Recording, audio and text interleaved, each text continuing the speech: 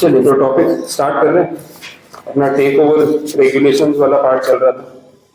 कल जो पढ़ाया काफी अच्छा और टेक्निकल टॉपिक था।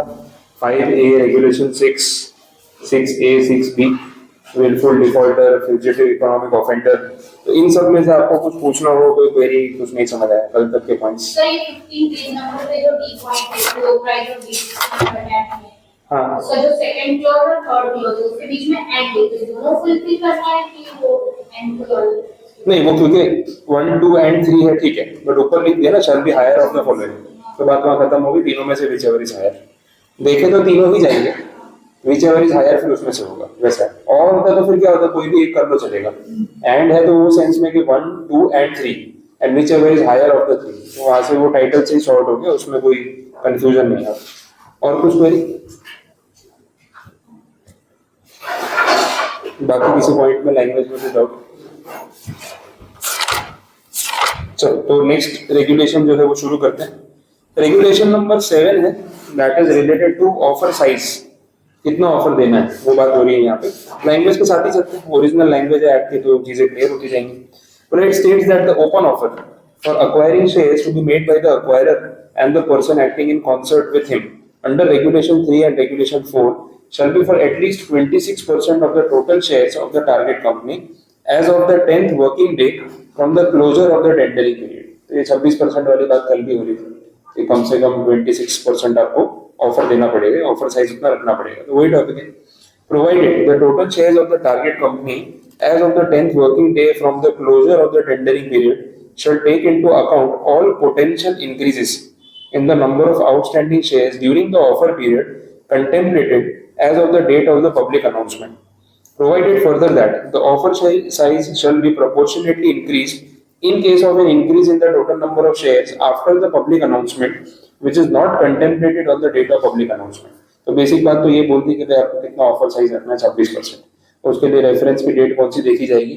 10th working day from the closure of the tendering period. अब टेंडरिंग पीरियड है क्या? देखो एक तो टोटल ऑफर पीरियड होता है। ऑफर पीरियड का मतलब कि जिस दिन आपने ऑफर दिया और जिस दिन सारी प्रोसीडिंग खत्म हुई, उसके बीच में आता है टेंडरिंग पीरियड, जब आप लोग आके अपने शेयर्स सरेंडर करके या सबमिट करके जा सकते हैं। That is tendering period. कि भाई ये तारीख से लेके ये तारीख के बीच में आपके पास वो विंडो ओपन है कि आप अपने शेयर्स टेंडर कर सकते हैं, तो सबमिट कर दिए कि हम इस चीज के लिए रेडी है और जो प्राइस हमें मिल रहा है ऑफर प्राइस वो हम एक्सेप्ट कर रहे हैं। तो ऑफर पीरियड लॉन्गर ड्यूरेशन हो गया पूरा प्रोसेस।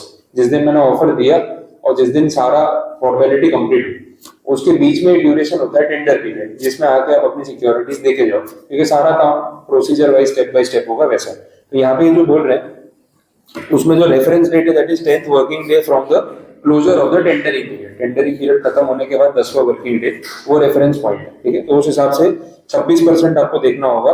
उस दिन जो टोटल शेयर्स आउटस्टैंडिंग होंगे ना, उसका 26% वो बोलते हैं।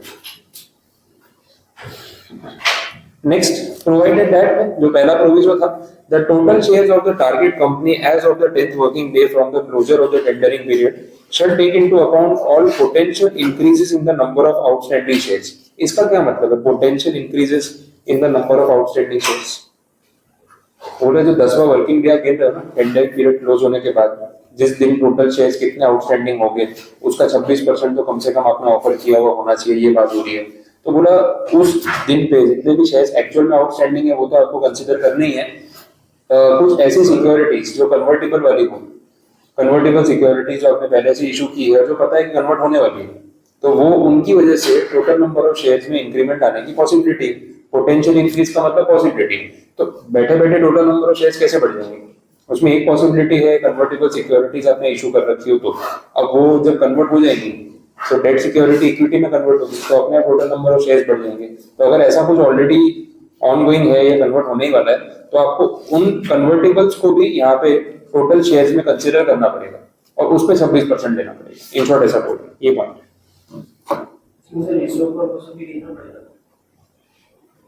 हाँ, पोटेंशियल इंक्रीज, हाँ इसोप वाला भी प्रोविजन जो आपने किया वो भी गिनना पड़ेगा, क्योंकि सिर्फ कन्वर्टेबल्स की बात नहीं की उन्होंने, बोला ऑल पॉसिबल पोटेंशियल इंक्रीजेस, तो किसी भी रीजन से हो सकती है, तो इसोप वाला भी आ सकता है। मना नहीं किया तो ले सकते हैं, एक स्पेसिफाई नहीं किया तो ओपन एंडेड। नेक्स्ट देख लो, रेगुलेशन 7 का सब रेगुलेशन 2। यहाँ पे बोला the open offer made under regulation 6, कौन सा वाला, वॉल्यूंटरी वाला, कल जो बात हुई थी, shall be for acquisition of at least such number of shares as would entitle the holder thereof to exercise an additional 10% of voting rights। कल बात नहीं की थी 26% और 10%, वो पीछे चार्ट में लिखा ना जस्ट इसके पहले वाले पेज में, कि अगर आपके पास ऑलरेडी 25% से ज्यादा होल्डिंग है तो आपको एटलीस्ट ऑफर साइज 10% का रखना पड़ेगा, और अगर नहीं है तो 26% रखना पड़ेगा। वही पॉइंट यहाँ पे रिपीट हो रहा है, वैसा सेम बात होगी। 10% voting rights in the target company and shall not exceed such number of shares as will result in the post-acquisition holding of the acquirer and person acting in concert with him exceeding the maximum permissible non-public shareholding। मतलब वही है 75 से ऊपर नहीं जाना, ठीक है, simple बात है। Provided that in the event of a competing offer, पर बात हुई थी किसी और ने भी ऑफर दे दिया, the acquirer who has voluntarily made a public announcement of an open offer under regulation 6 shall be entitled to increase the number of shares for which the open offer has been made to such number of shares as he deems fit। ये competition आ गया। पहले आपने बोला था जैसे 10% का minimum offer size था, आपको चाहिए थे 15% शेयर्स, तो आपने उतने ऑफर निकाले थे कि मुझे इतने शेयर्स चाहिए। अब आपका कॉम्पिटिटर आया, वो बोल रहा है मैं 40% उठा लेता हूँ, आओ और भी लोग आके शेयर दे दो, प्राइस भी बेटर दूंगा, ज्यादा क्वांटिटी भी ले रहा हूँ, मतलब और लोगों को मौका दे रहा हूँ इसमें पार्टिसिपेट करने का। मैंने सोचा यार ये तो फिर गड़बड़ होगी, कहाँ मेरा 15%, कहाँ उसका 40%, तो फाइट हो जाएगा। मैं अपनी क्वांटिटी या ऑफर बढ़ा देता हूँ, ऑफर साइज बढ़ा देता हूँ। तो कॉम्पिटिटर के कॉम्पिटिंग ऑफर के आने के बाद अगर आपको कंपटीशन में हायर ऑफर साइज बिल्ड करना है तो आप अपना ऑफर रिवाइज कर सकते हो, कोई प्रॉब्लम नहीं। अब उससे ज्यादा शेयर्स आप खरीदने की रेस में लग गए, अब ये फिर थोड़ा ये कैसा है ना, वो बोली लगाने वाली बात हो गई कि यार मेरे पास तो इतना ही पैसा था तो मैंने पहले ऑफर किया, दूसरा वाला इतना ऊपर ऑफर कर रहा है, मैं तो फिर पीछे हट गया, मेरे पास नहीं ऑप्शन। तो ये हो सकता है, बट अगर आप फंड्स लेके बैठे हो एंड यू कैन, तो आप अपना बिड बढ़ा सकते हो कि मैं और ज्यादा शेयर खरीदने के लिए तैयार हूँ, तो काउंटर करने के लिए, तो वैसा हो सकता है। तो प्रोविजन में अलाउ किया, सिंपल पॉइंट हो गया। दूसरा second provision, provided further that such increase in the offer size shall have to be made within a period of 15 working days from the public announcement of a competing offer, failing which the acquirer shall not be entitled to increase the offer size. और सामने वाले का offer आया, उसके 15 दिन के अंदर अंदर आपको अपना ऑफर साइज रिवाइज करना है तो कर सकते हो, नहीं किया तो फिर जो ऑफर साइज था वही चलता रहेगा। फिर let the share holders decide कि उनको कौन सा ऑफर ज्यादा सही लग रहा है, फिर आप बैकफुट पे आगे कुछ नहीं कर सकते। नेक्स्ट देख लो sub regulation number 3, upon an acquirer opting to increase the offer size under sub regulation 2, such open offer shall be deemed to have been made under sub regulation 2 of regulation 3। वही जो अपना पीछे चल रहा था, regulation 3 का सब regulation 2 starting वाला, ठीक है, जहाँ पे शेयर एक्विजिशन करने के लिए अपना ऑफर किया था वही वाला। And the provisions of these regulations shall apply accordingly. वो म्यूटेटिस जैसा हो गया कि हम ऑफर कर रहे हैं यहाँ पे 7 सब रेगुलेशन 2 में, बट वो ऑफर 3 रेगुलेशन उसका सब रेगुलेशन 2 के बराबर माना जाएगा। 3-2 वाला देखना है, पेपर देख टाइटल देख के आपको ध्यान आ जाएगा क्या बात हुई।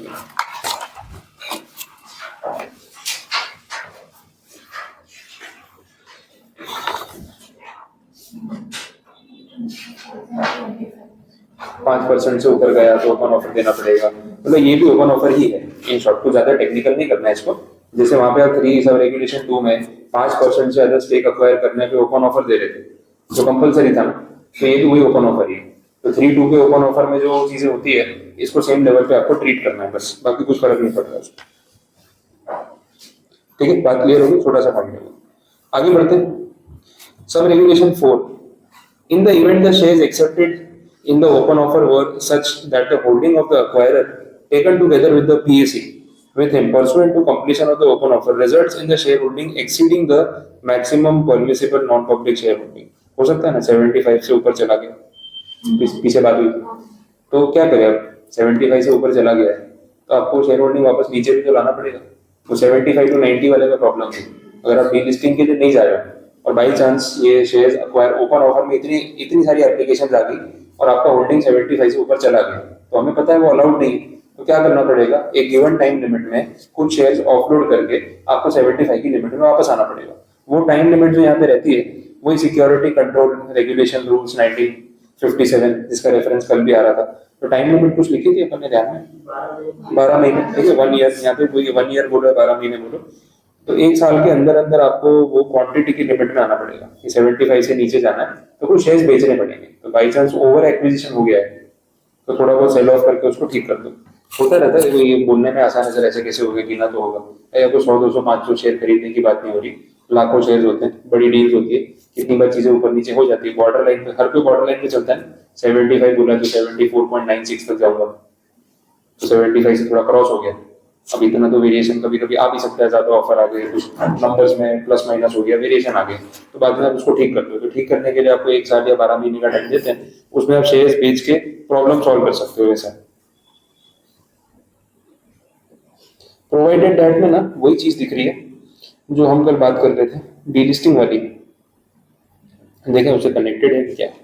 If the open offer has been made by an acquirer under sub-regulation 1 of regulation 3, regulation 4 or regulation 5, and the acquirer has stated upfront his intention to retain the listing of the target company, अच्छा ये तो उल्टा है, target company की listing retain करने की बात कर रहे हो, बट डी लिस्टिंग में उल्टा था, ऑफर करते टाइम, ओपन ऑफर निकालते टाइम साथ साथ में डी लिस्टिंग का बोल दिया था, यहाँ तो बोला है कि हम लिस्टिंग को मेंटेन करना चाहते हैं, रिवर्स अप्रोच है ऐसा।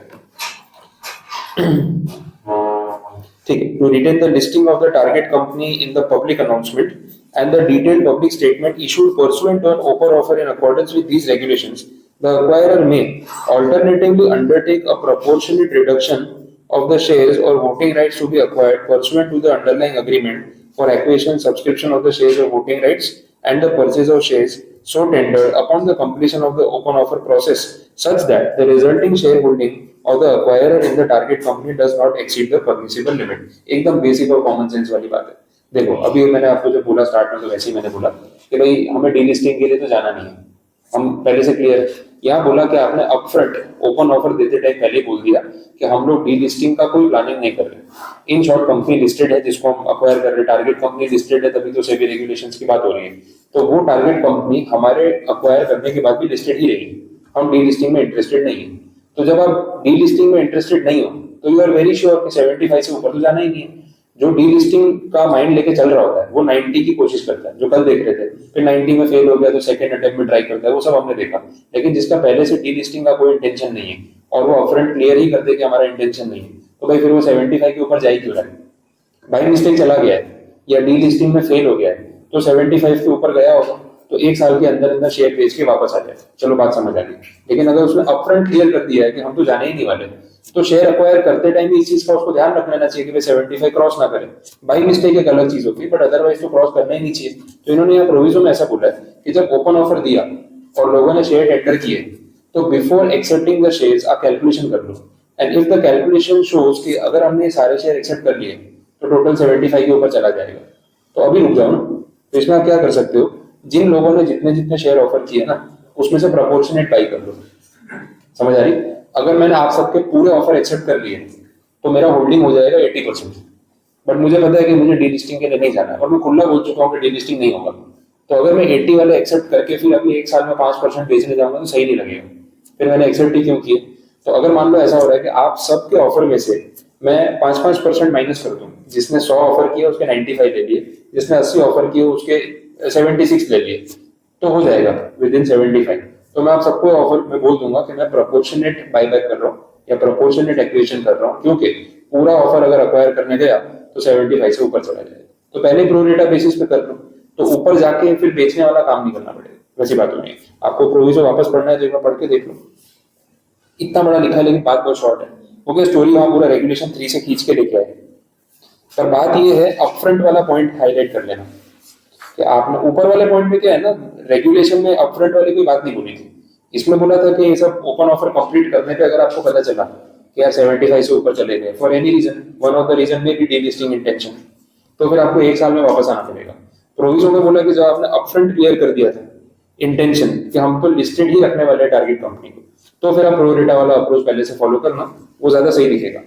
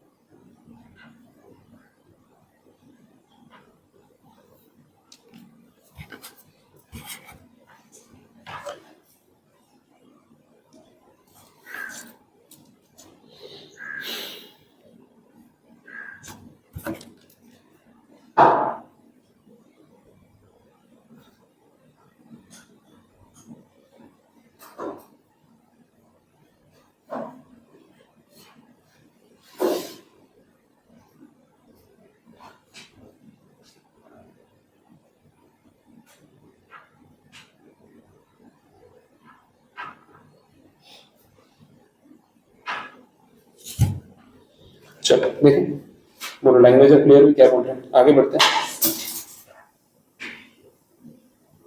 Provided further that, in case of preferential allotment pursuant to a share subscription agreement, which may trigger an open offer as envisaged in the above proviso, the board resolution and shareholder resolution shall be appropriately worded so as to include the effective date of allocation and the quantum thereof. ये तो बोला है कि documentation properly करना, ठीक है, document जो है उसमें वर्डिंग प्रॉपर होनी चाहिए और कुछ नहीं।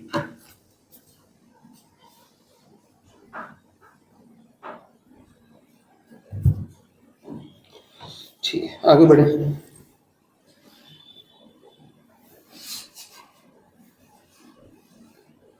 Notwithstanding anything contained in the given regulation, in case of undertaking scale down of the subscription of shares or voting rights from the agreement, the period of 15 days for allotment of shares shall be counted from the date of the closure of the tendering period of the open offer. अभी scale down के बारे में आगे पीछे कुछ बातें नहीं की,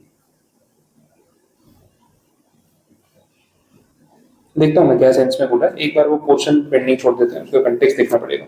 अगला रेगुलेशन ले लो, ये वाला चेक करता हूँ क्या है। सब रेगुलेशन 5 पे चलते हैं।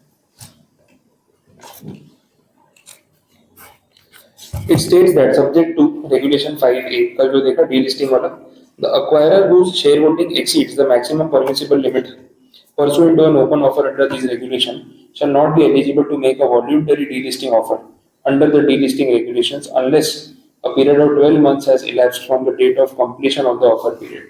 एक आपके ऊपर लॉक इन आ गया कि देखो यहाँ पे तो जो पॉइंट है, आप 75 से ऊपर चले गए या नहीं गए, क्या बोला है, एक्सीड हो गया ना, तो 75 से ऊपर तो चले गए, लेकिन फिर वही होगा 90 टच हुआ नहीं होगा।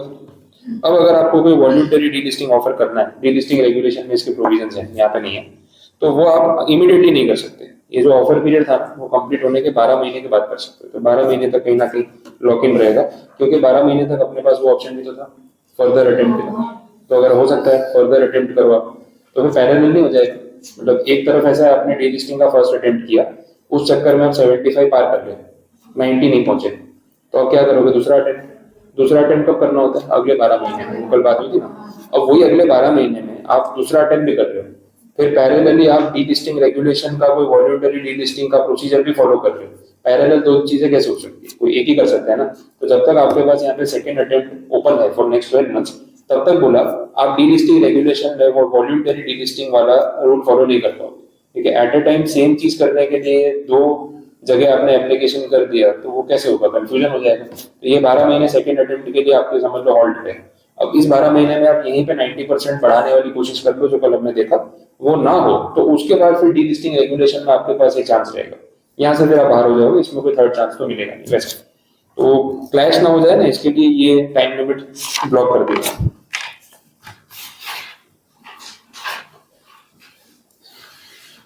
कितना कॉम्प्लिकेट कर देते सोचो, अभी तो चीजें शुरू हुई है, इतना डेप्थ में ले जाते हैं। रियल कंपनीज में ये अप्लाई होता होगा तो ऑब्वियसली जो लीगल टीम है उनको कितना ऐसे फूंक फूंक के कदम रखना पड़ता होगा, तो छोटा सा भी गड़बड़ कर दी ना तो सेबी वाले पीछे पड़ जाएंगे। तुम रूल इतने कॉम्प्लिकेटेड बनाते हो, छोटी सी क्या बड़ी सी गड़बड़ भी हो सकती है, थोड़ा इजी बनाते तो काम रहता है, लेकिन डेप्थ में लीगल कंप्लायंस में इतना काम है, सोचो अपने बिना कैसे चलता होगा, पॉसिबल ही नहीं है। लोग आगे बोलते हैं सीएस का काम ही क्या होता है ना, पढ़ो तो सही, सब पता चलेगा तुमको।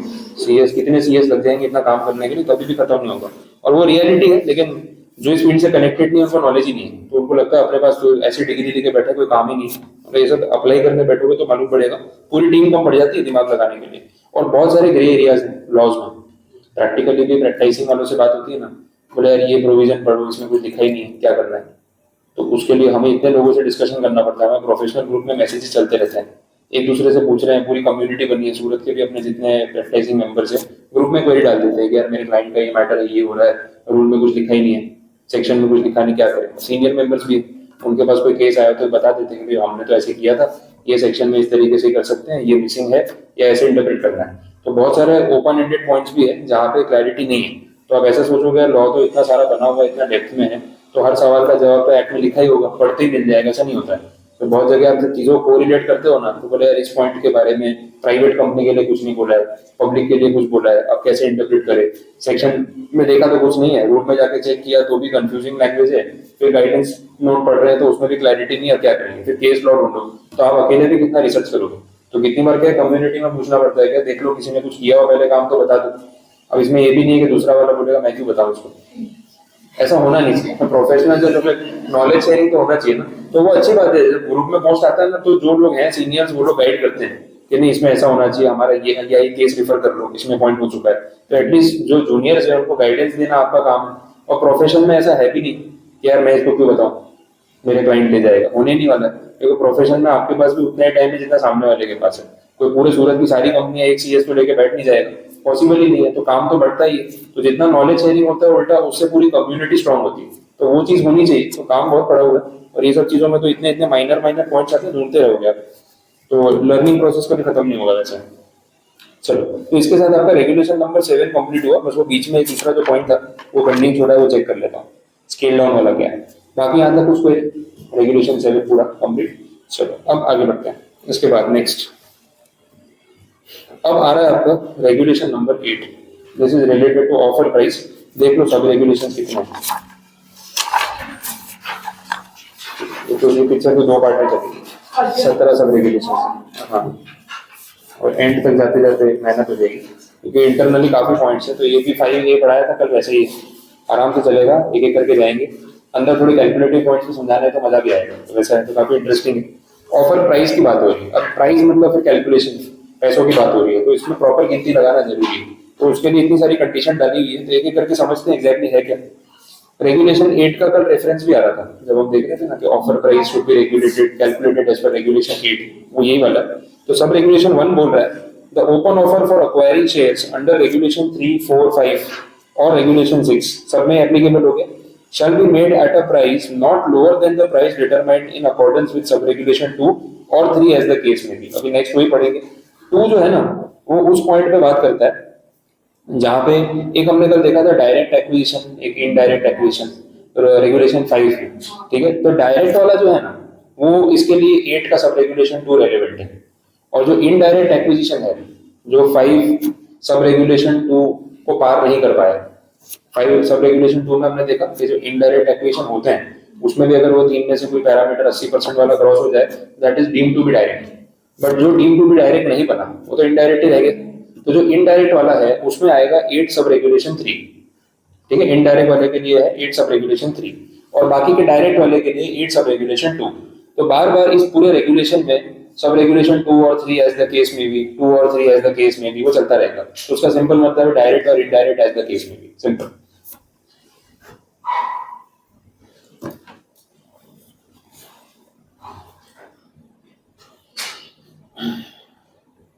ठीक है, लैंग्वेज में भी बात मिल जाएगी। 8 सब regulation 2 states that in case of direct acquisition of shares or voting rights in the control voting rights in or control over the target company, and indirect acquisition of shares or voting rights in or control over the target company where the parameters referred to in sub regulation 2 of regulation 5 are met। indirect word देख के confuse मत होना, पूरी line पढ़ना। बोला where the parameters of sub regulation 2 of regulation 5 are met, मतलब ये कौन सी बात हो रही है, डीम्ड। तो इनडायरेक्ट बोला है लेकिन वो डीम्ड डायरेक्ट है। ठीक है, ये तो सर अभी तो बोला आपने 2 में डायरेक्ट है, 3 में इनडायरेक्ट, ये तो शुरू में ही बोल रहा है कि दोनों इसी में आते हैं, ऐसा नहीं। इन्होंने बोला जहां पे रूल रेगुलेशन 5 सब रेगुलेशन 2 का क्राइटेरिया मेट होता है, तो वो इनडायरेक्ट एक्विजिशन जो डीम्ड डायरेक्ट है ना, तो ये डायरेक्ट प्लस डीम्ड डायरेक्ट दोनों इसी में कवर हो गया, ये बोलना चाह रहे हैं। और सब रेगुलेशन 3 का टाइटल देख लो एक बार, बाजू में कंपेयर कर लो, फिर ही शुरू करते हैं तो वो पॉइंट तो सॉल्व हो जाए। सब रेगुलेशन 3 क्या बोल रहा है, in case of an indirect acquisition of shares, देखो डायरेक्ट की तो बात ही नहीं थी, indirect acquisition of shares or voting rights in or control over the target company where the parameter referred to in sub regulation 2 of regulation 5 are not met। तो समझ आ गया, 80% से नीचे वाला। ठीक है, तो इनडायरेक्ट ही है वो वैसा। तो इन शॉर्ट सब रेगुलेशन 2 में डायरेक्ट और डीम्ड डायरेक्ट दोनों कवर हो गया, और सब रेगुलेशन 3 में प्योरली इनडायरेक्ट कवर हुआ एक्सक्लूडिंग डीम्ड डायरेक्ट। ठीक है वैसा। तो अब ये टाइटल तो क्लियर हो गया, अब अंदर के पॉइंट्स पे चलते हैं। तो सब रेगुलेशन 2 पे वापस आते हैं। वहां पे बोला है कि जो ऑफर प्राइस आप दे रहे हो ना, open offer price, it should be the highest of the following. बहुत बहुत डिटेल में लिखे गए, इससे तो बेटर कुछ खुद ही प्राइस निकाल के दे देते, इतना झमेला ही नहीं होता। तो हाईएस्ट ऑफ द फॉलोइंग में 4 category A B C D, चारों में से whichever is higher। तो एक एक करके समझते हैं कि चारों पॉइंट्स में है क्या। पहले पॉइंट में बोला था highest negotiated price per share of the target company for any acquisition under the agreement attracting the obligation to make a public announcement of an open offer. Trigger point की बात हो रही है। देखो, पब्लिक अनाउंसमेंट ओपन ऑफर का mandatory कब हो जाता है? ट्रिगर पॉइंट क्या, 25% होल्डिंग के बाद, 25% एक्विजिशन करने के बाद। वो 25% मैंने एक साथ जाके खरीद लिया होगा? जरूरी है? पहले 2% खरीदा होगा, फिर 5 खरीदा होगा, फिर 3 खरीदा होगा, 7 खरीदा होगा। लेकिन जिस अग्रीमेंट में 25 क्रॉस हो गया, लास्ट का सपोज मान लो 5% ही खरीदना बाकी था, मैंने और 7 खरीदा, तो 18 प्लस 7 सपोज ऐसा है, या 20 प्लस 7, तो जैसे ही 25 क्रॉस हुआ तो ट्रिगर पॉइंट आ गया। तो बोला ये जो डील्स हुई अभी तक, ये पब्लिक ऑफर्स थी या 1-to-1 नेगोशिएटेड डील्स हो रही थी? 1-to-1, just over a negotiated price. तो अभी तक तो क्या है ना, मैं एग्जिस्टिंग इन्वेस्टर्स के साथ 1-to-1 नेगोशिएट कर रहा था, किसी से 2% शेयर ले लिया, किसी से 3 ले लिया, किसी से 5 ले लिया और अग्रीमेंट कर लिया कि भाई इस प्राइस पे मुझे शेयर दे दे। तो बोला जिस डील में टोटल होल्डिंग मेरा 25% से ऊपर गया, वहां पे वो ओपन ऑफर का प्रोविजन ट्रिगर हो गया। तो वो डील में जो हाईएस्ट नेगोशिएटेड प्राइस है, मतलब जितना पैसा मैंने उसके लिए पे किया, हाईएस्ट प्राइस जो भी बेस्ट प्राइस पे किया, वो एक यहाँ पे प्राइस हो गया जो रेलेवेंट प्राइस है। और हमें इस प्राइस को ऑफर प्राइस नहीं मानना है, अभी तो 4 में से विच एवर इज हायर होना है, उसमें से एक ही पता चला है, वैसा पड़ा। तो the highest negotiated price per share of the target company for any acquisition under the agreement attracting the obligation to make a public announcement of an open offer. तो 25% जो मैंने शुरुआत में अक्वायर किया, इसमें मैंने अलग अलग अग्रीमेंट्स किए होंगे, नेगोशिएशंस की होंगी, तब जाके मैं टोटल 25% पे पहुंचा होऊंगा। तो उसमें मैंने जो भी हाईएस्ट नेगोशिएटेड प्राइस किसी को चुकाया होगा, वो प्राइस यहाँ पे एक पैरामीटर बन गया। तो ए पॉइंट में इतनी बात। अब आएंगे बाकी के 3 पॉइंट्स, वो भी देख लेते हैं क्या बोला है। बी पॉइंट में देखो, the volume weighted average price paid, ये वर्ड अंडरलाइन कर लेना, VWAP शॉर्ट में बोलते हैं, वॉल्यूम वेटेड एवरेज प्राइस। इस पे थोड़ा डिटेल में बात करने वाले हैं। पेड और payable for acquisition whether by the acquirer or any person acting in concert with him during the 52 weeks immediately preceding the date of the public announcement. Volume weighted average price, ये term कहीं आपने पढ़ा है पहले, कुछ सुना है, कुछ आइडिया क्या होता है, बताना चाहते हो? पढ़ा ये आपके CF में आया होगा, तो CF में ज्यादा डिटेल में नहीं है, वो मुझे ध्यान में है, लेकिन और कहीं आपने डिटेल में कुछ पढ़ा इसके पहले? CMSL में या कहीं पे आया होगा, ऐसे में बॉक्स में है, तो कुछ ध्यान में है क्या था? नहीं, ठीक है, चलो एक बार देख लेते हैं। हाँ, क्वांटिटी वॉल्यूम के हिसाब से वेटेड एवरेज करते हैं। अब ये एक्चुअली में ना स्टॉक मार्केट में होता है, तो मैं उस बेसिस पे आपको बता रहा हूँ एग्जैक्टली कैसे काम करता है, और आपको मनी कंट्रोल पे और सब पे ना ये अपने देख भी लेंगे कि हर कंपनी का प्राइस कैलकुलेट होता है। ये जो टर्म यूज कर रहे हैं volume weighted average price, actually में ना ये जो प्राइसिंग का तरीका है ये इंट्राडे में यूज होता है। इंट्राडे ट्रेडिंग होती है ना, उसमें प्राइस यूज होता है। कैलकुलेशन सिंपल है, चलो ऐसा बोल रहे हैं कि एक तो आपको पता है एवरेज का मतलब क्या है। एवरेज मतलब एक से ज्यादा प्राइस होंगे, उन सबको आप डिवाइड करके उसका एवरेज कर दोगे।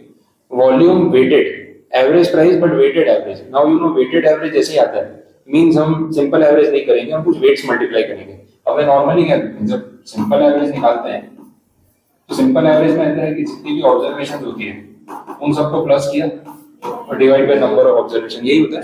सिंपल एवरेज में you are giving equal weight to all the observations. इसमें पता है आपने क्या किया, हर एक ऑब्जर्वेशन को इक्वल वेट दिया, ऐसा भी बोल सकते हैं। तो वो भी वेटेड ही है, सिंपल एवरेज भी वेटेड ही है बट वेट्स इक्वल है, तो कोई फर्क नहीं पड़ता, सीधा प्लस करो डिवाइड बाय 3। लेकिन जब हम वेटेड एवरेज निकालते हैं तो उसमें हम क्या करते हैं, जो भी ऑब्जर्वेशन होती है उनके साथ हम वेट्स मल्टीप्लाई करते हैं, but these weights are not equal. कुछ और होगा, ये 0.5 होगा, ये 0.4 होगा, तो 0.1 होगा, ऐसा कुछ होगा। तो जब वेट्स इक्वल होते हैं तो सिंपल एवरेज एक ही हो गया ना। अगर मैं सब में 0.33 लिख देता था तो सिंपल एवरेज ही है, फिर ऐसे ही गिन लो। लेकिन अगर वेट्स आप अनइक्वल दे रहे हो तो फिर आप ऐसे कैलकुलेट करते हो। तो ये करते हैं, ये मल्टीप्लाई किया और जो भी टोटल आया उसको प्लस कर दिया, और ये जो आ गया ये आपका वेटेड एवरेज। तो वेटेड एवरेज में वेट्स का फर्क होता है। वेट्स का फर्क हम इसलिए करते हैं क्योंकि हम हर ऑब्जर्वेशन को डिफरेंट इंपॉर्टेंस देना चाहते हैं। जिसको मैं 0.5 वेट दे रहा हूँ ज्यादा इंपॉर्टेंट है, जिसको 0.1 का वेट दे रहा हूँ लिस्ट इंपॉर्टेंट है। बात समझ आ रही है, ये कंसेप्ट है। अब बात आई एवरेज से वेटेड एवरेज पे, तो वेटेड एवरेज से वॉल्यूम वेटेड एवरेज पे। अब वॉल्यूम वेटेड एवरेज में लोग सिंपल ये बोलना चाह रहे हैं कि जो वेट्स आप यहाँ पे यूज कर रहे हो वो वेट्स क्या है, वो है trading volume, trading volume of shares. Trading volume का मतलब रोज वो शेयर कितना खरीदा जाता है कितना भेजा है, सिंपल हो गया। अब चलते हैं इंट्राडे वाले पॉइंट में जो आपको बता रहा था। इंट्राडे में ऐसा होता है कि डेली, जैसे आज की तारीख है अभी 4 जुलाई, तो आज सुबह मार्केट ओपन हो 9:15, लोग रूट पड़ते हैं फटाफट शेयर खरीदो बेचो, और अभी 3:30 बजे खत्म हो गए। तो कोई भी पर्टिकुलर शेयर होगा, मान लो टीसीएस का शेयर होगा, टीसीएस का शेयर मान लेते हैं 3,000 रुपए का। एक ओपनिंग प्राइस होती है कि सुबह 9:15 बजे कितने प्राइस पे खुला, प्राइस पॉइंट चेंज होता रहता है, एवरी सेकंड चेंज होता होगा। तो देखो 3,000 रुपए पे जब मार्केट ओपन हुआ ना, तो इसमें कुछ ना कुछ ऑर्डर्स तो आए होंगे, कितने लोगों ने बाइंग ऑर्डर डाला होगा, कितने लोगों ने सेलिंग ऑर्डर डाला होगा। तो इस पर्टिकुलर प्राइस पॉइंट पे, ओपनिंग प्राइस पे कुछ वॉल्यूम ट्रेड भी होगी। वो वॉल्यूम कितने लाख शेयर्स की भी हो सकती है, खरीदा भी गया होगा, बेचा भी गया होगा, तभी तो डील स्ट्राइक हुई होगी। फिर तुरंत से मान लो बाइंग ऑर्डर ज्यादा होंगे, सेलिंग ऑर्डर कम होंगे, इमीडिएटली प्राइस हो गया होगा 3,040 रुपए। ये नेक्स्ट प्राइस पॉइंट, इसको बोलेंगे प्राइस पॉइंट। अलग अलग प्राइस पॉइंट आएंगे ऐसे। फिर उसके बाद मान लो एकदम से नीचे गया तो 2950 हो गया, फिर उसके बाद फिर से थोड़ा ऊपर आया तो 2987 हो गया, फिर थोड़ा और ऊपर आया 3011 हो गया, चलता रहेगा। ये सारे जो फ्लक्चुएशंस है, अरे वो एवरी सेकंड क्यों ना हो रहे हो, ये एवरी मिनट क्यों ना हो रहे हो, all these are price points. अच्छा, हर एक प्राइस पॉइंट्स पे ऐसे ऑर्डर्स एग्जीक्यूट हुए होंगे और वो ऑर्डर की कुछ वॉल्यूम होगी, समझ आ रही है। अब ये है आपके observations X1, X2, X3, X4, और जितनी वॉल्यूम ट्रेड हुई है ना, वो है आपके वेट्स।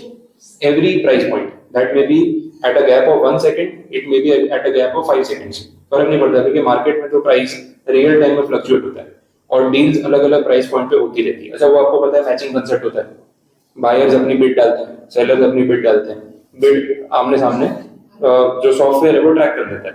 भाई किसी ने टीसीएस में बिड डाली होगी कि अगर 2,960 रुपए का आएगा ना, तो मैं 1,000 शेयर खरीदूंगा।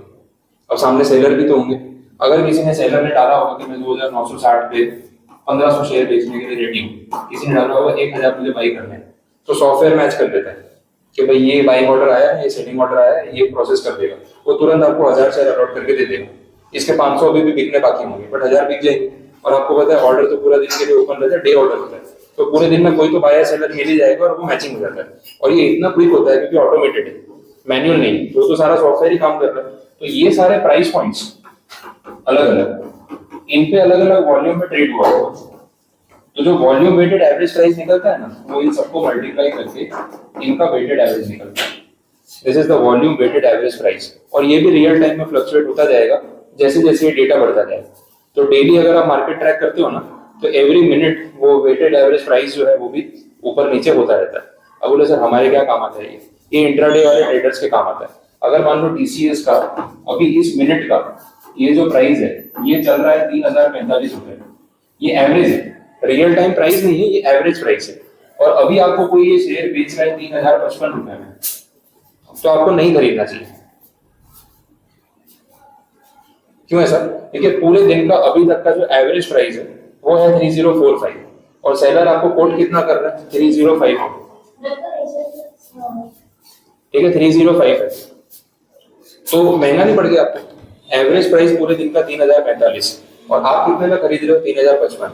तो इंट्राडे वालों को महंगा पड़ गया। और इंट्राडे वालों को तो पता है शाम को दुकान बंद करके जाना है, तब तक जो है वो खेल लो। तो अगर आपने महंगे में खरीदा, एवरेज से महंगे प्राइस में खरीदा, तो लॉस होने के चांसेस ज्यादा है। तो उस सिचुएशन में क्या होता है ना, ये फैक्टर उनके लिए काम आता है।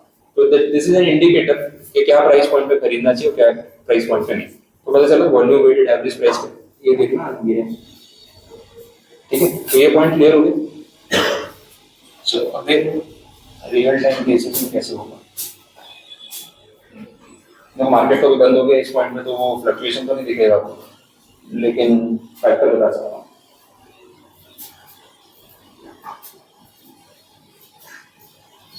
तो मनी कंट्रोल में प्रॉब्लम ये ऐड और हैपन।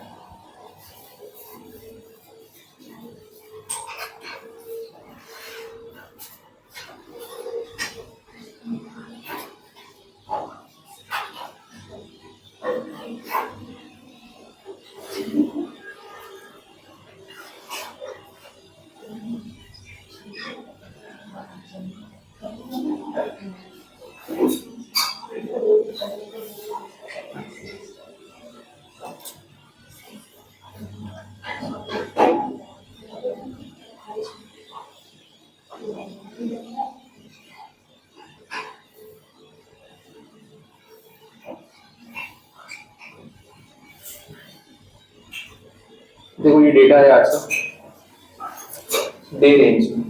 शेयर आज ओपनिंग में या लोएस्ट पॉइंट पे गया था 3390, हाईएस्ट पॉइंट पे गया था 3427, और ये हर 5 सेकंड में आ जाएगा बीच में।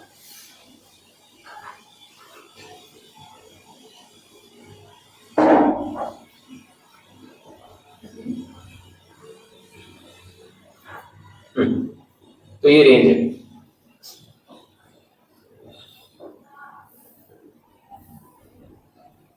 यहाँ पे आपको मिलना चाहिए।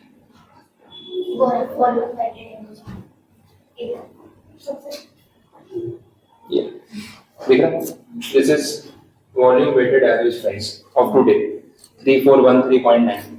ये पूरे दिन अब क्लोज हो गया ना, तो पूरे दिन में ना ये शेयर जितने प्राइस पॉइंट्स टच किया होगा ना, सारे प्राइस पॉइंट्स पे जितना वॉल्यूम एक्सचेंज हुआ होगा उस सबको मल्टीप्लाई कर करके इसमें निकाला है 3413।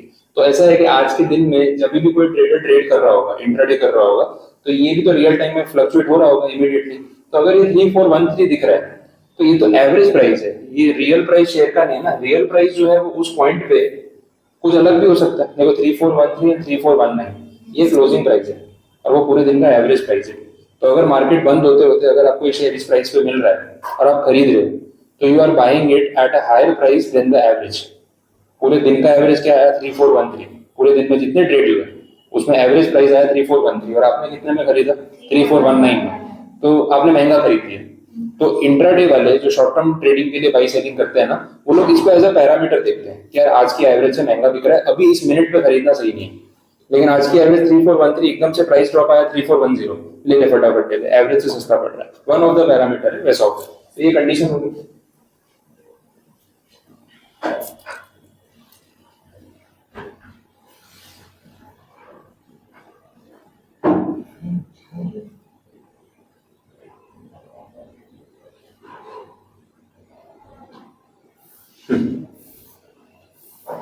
तो ये पैरामीटर है क्या पता चल गया? Weighted volume average price. मैं आपको खाली इसका मीनिंग समझाने की कोशिश कर रहा हूँ और कुछ नहीं है। बाकी आज का वॉल्यूम इतना ट्रेड हुआ है, इतने नंबर ऑफ शेयर आज एक्सचेंज हुए हैं, कितना हो रहा है 11 लाख 1 मिलियन, हाँ 11 लाख शेयर टीसीएस के आज खरीदे बेचे गए।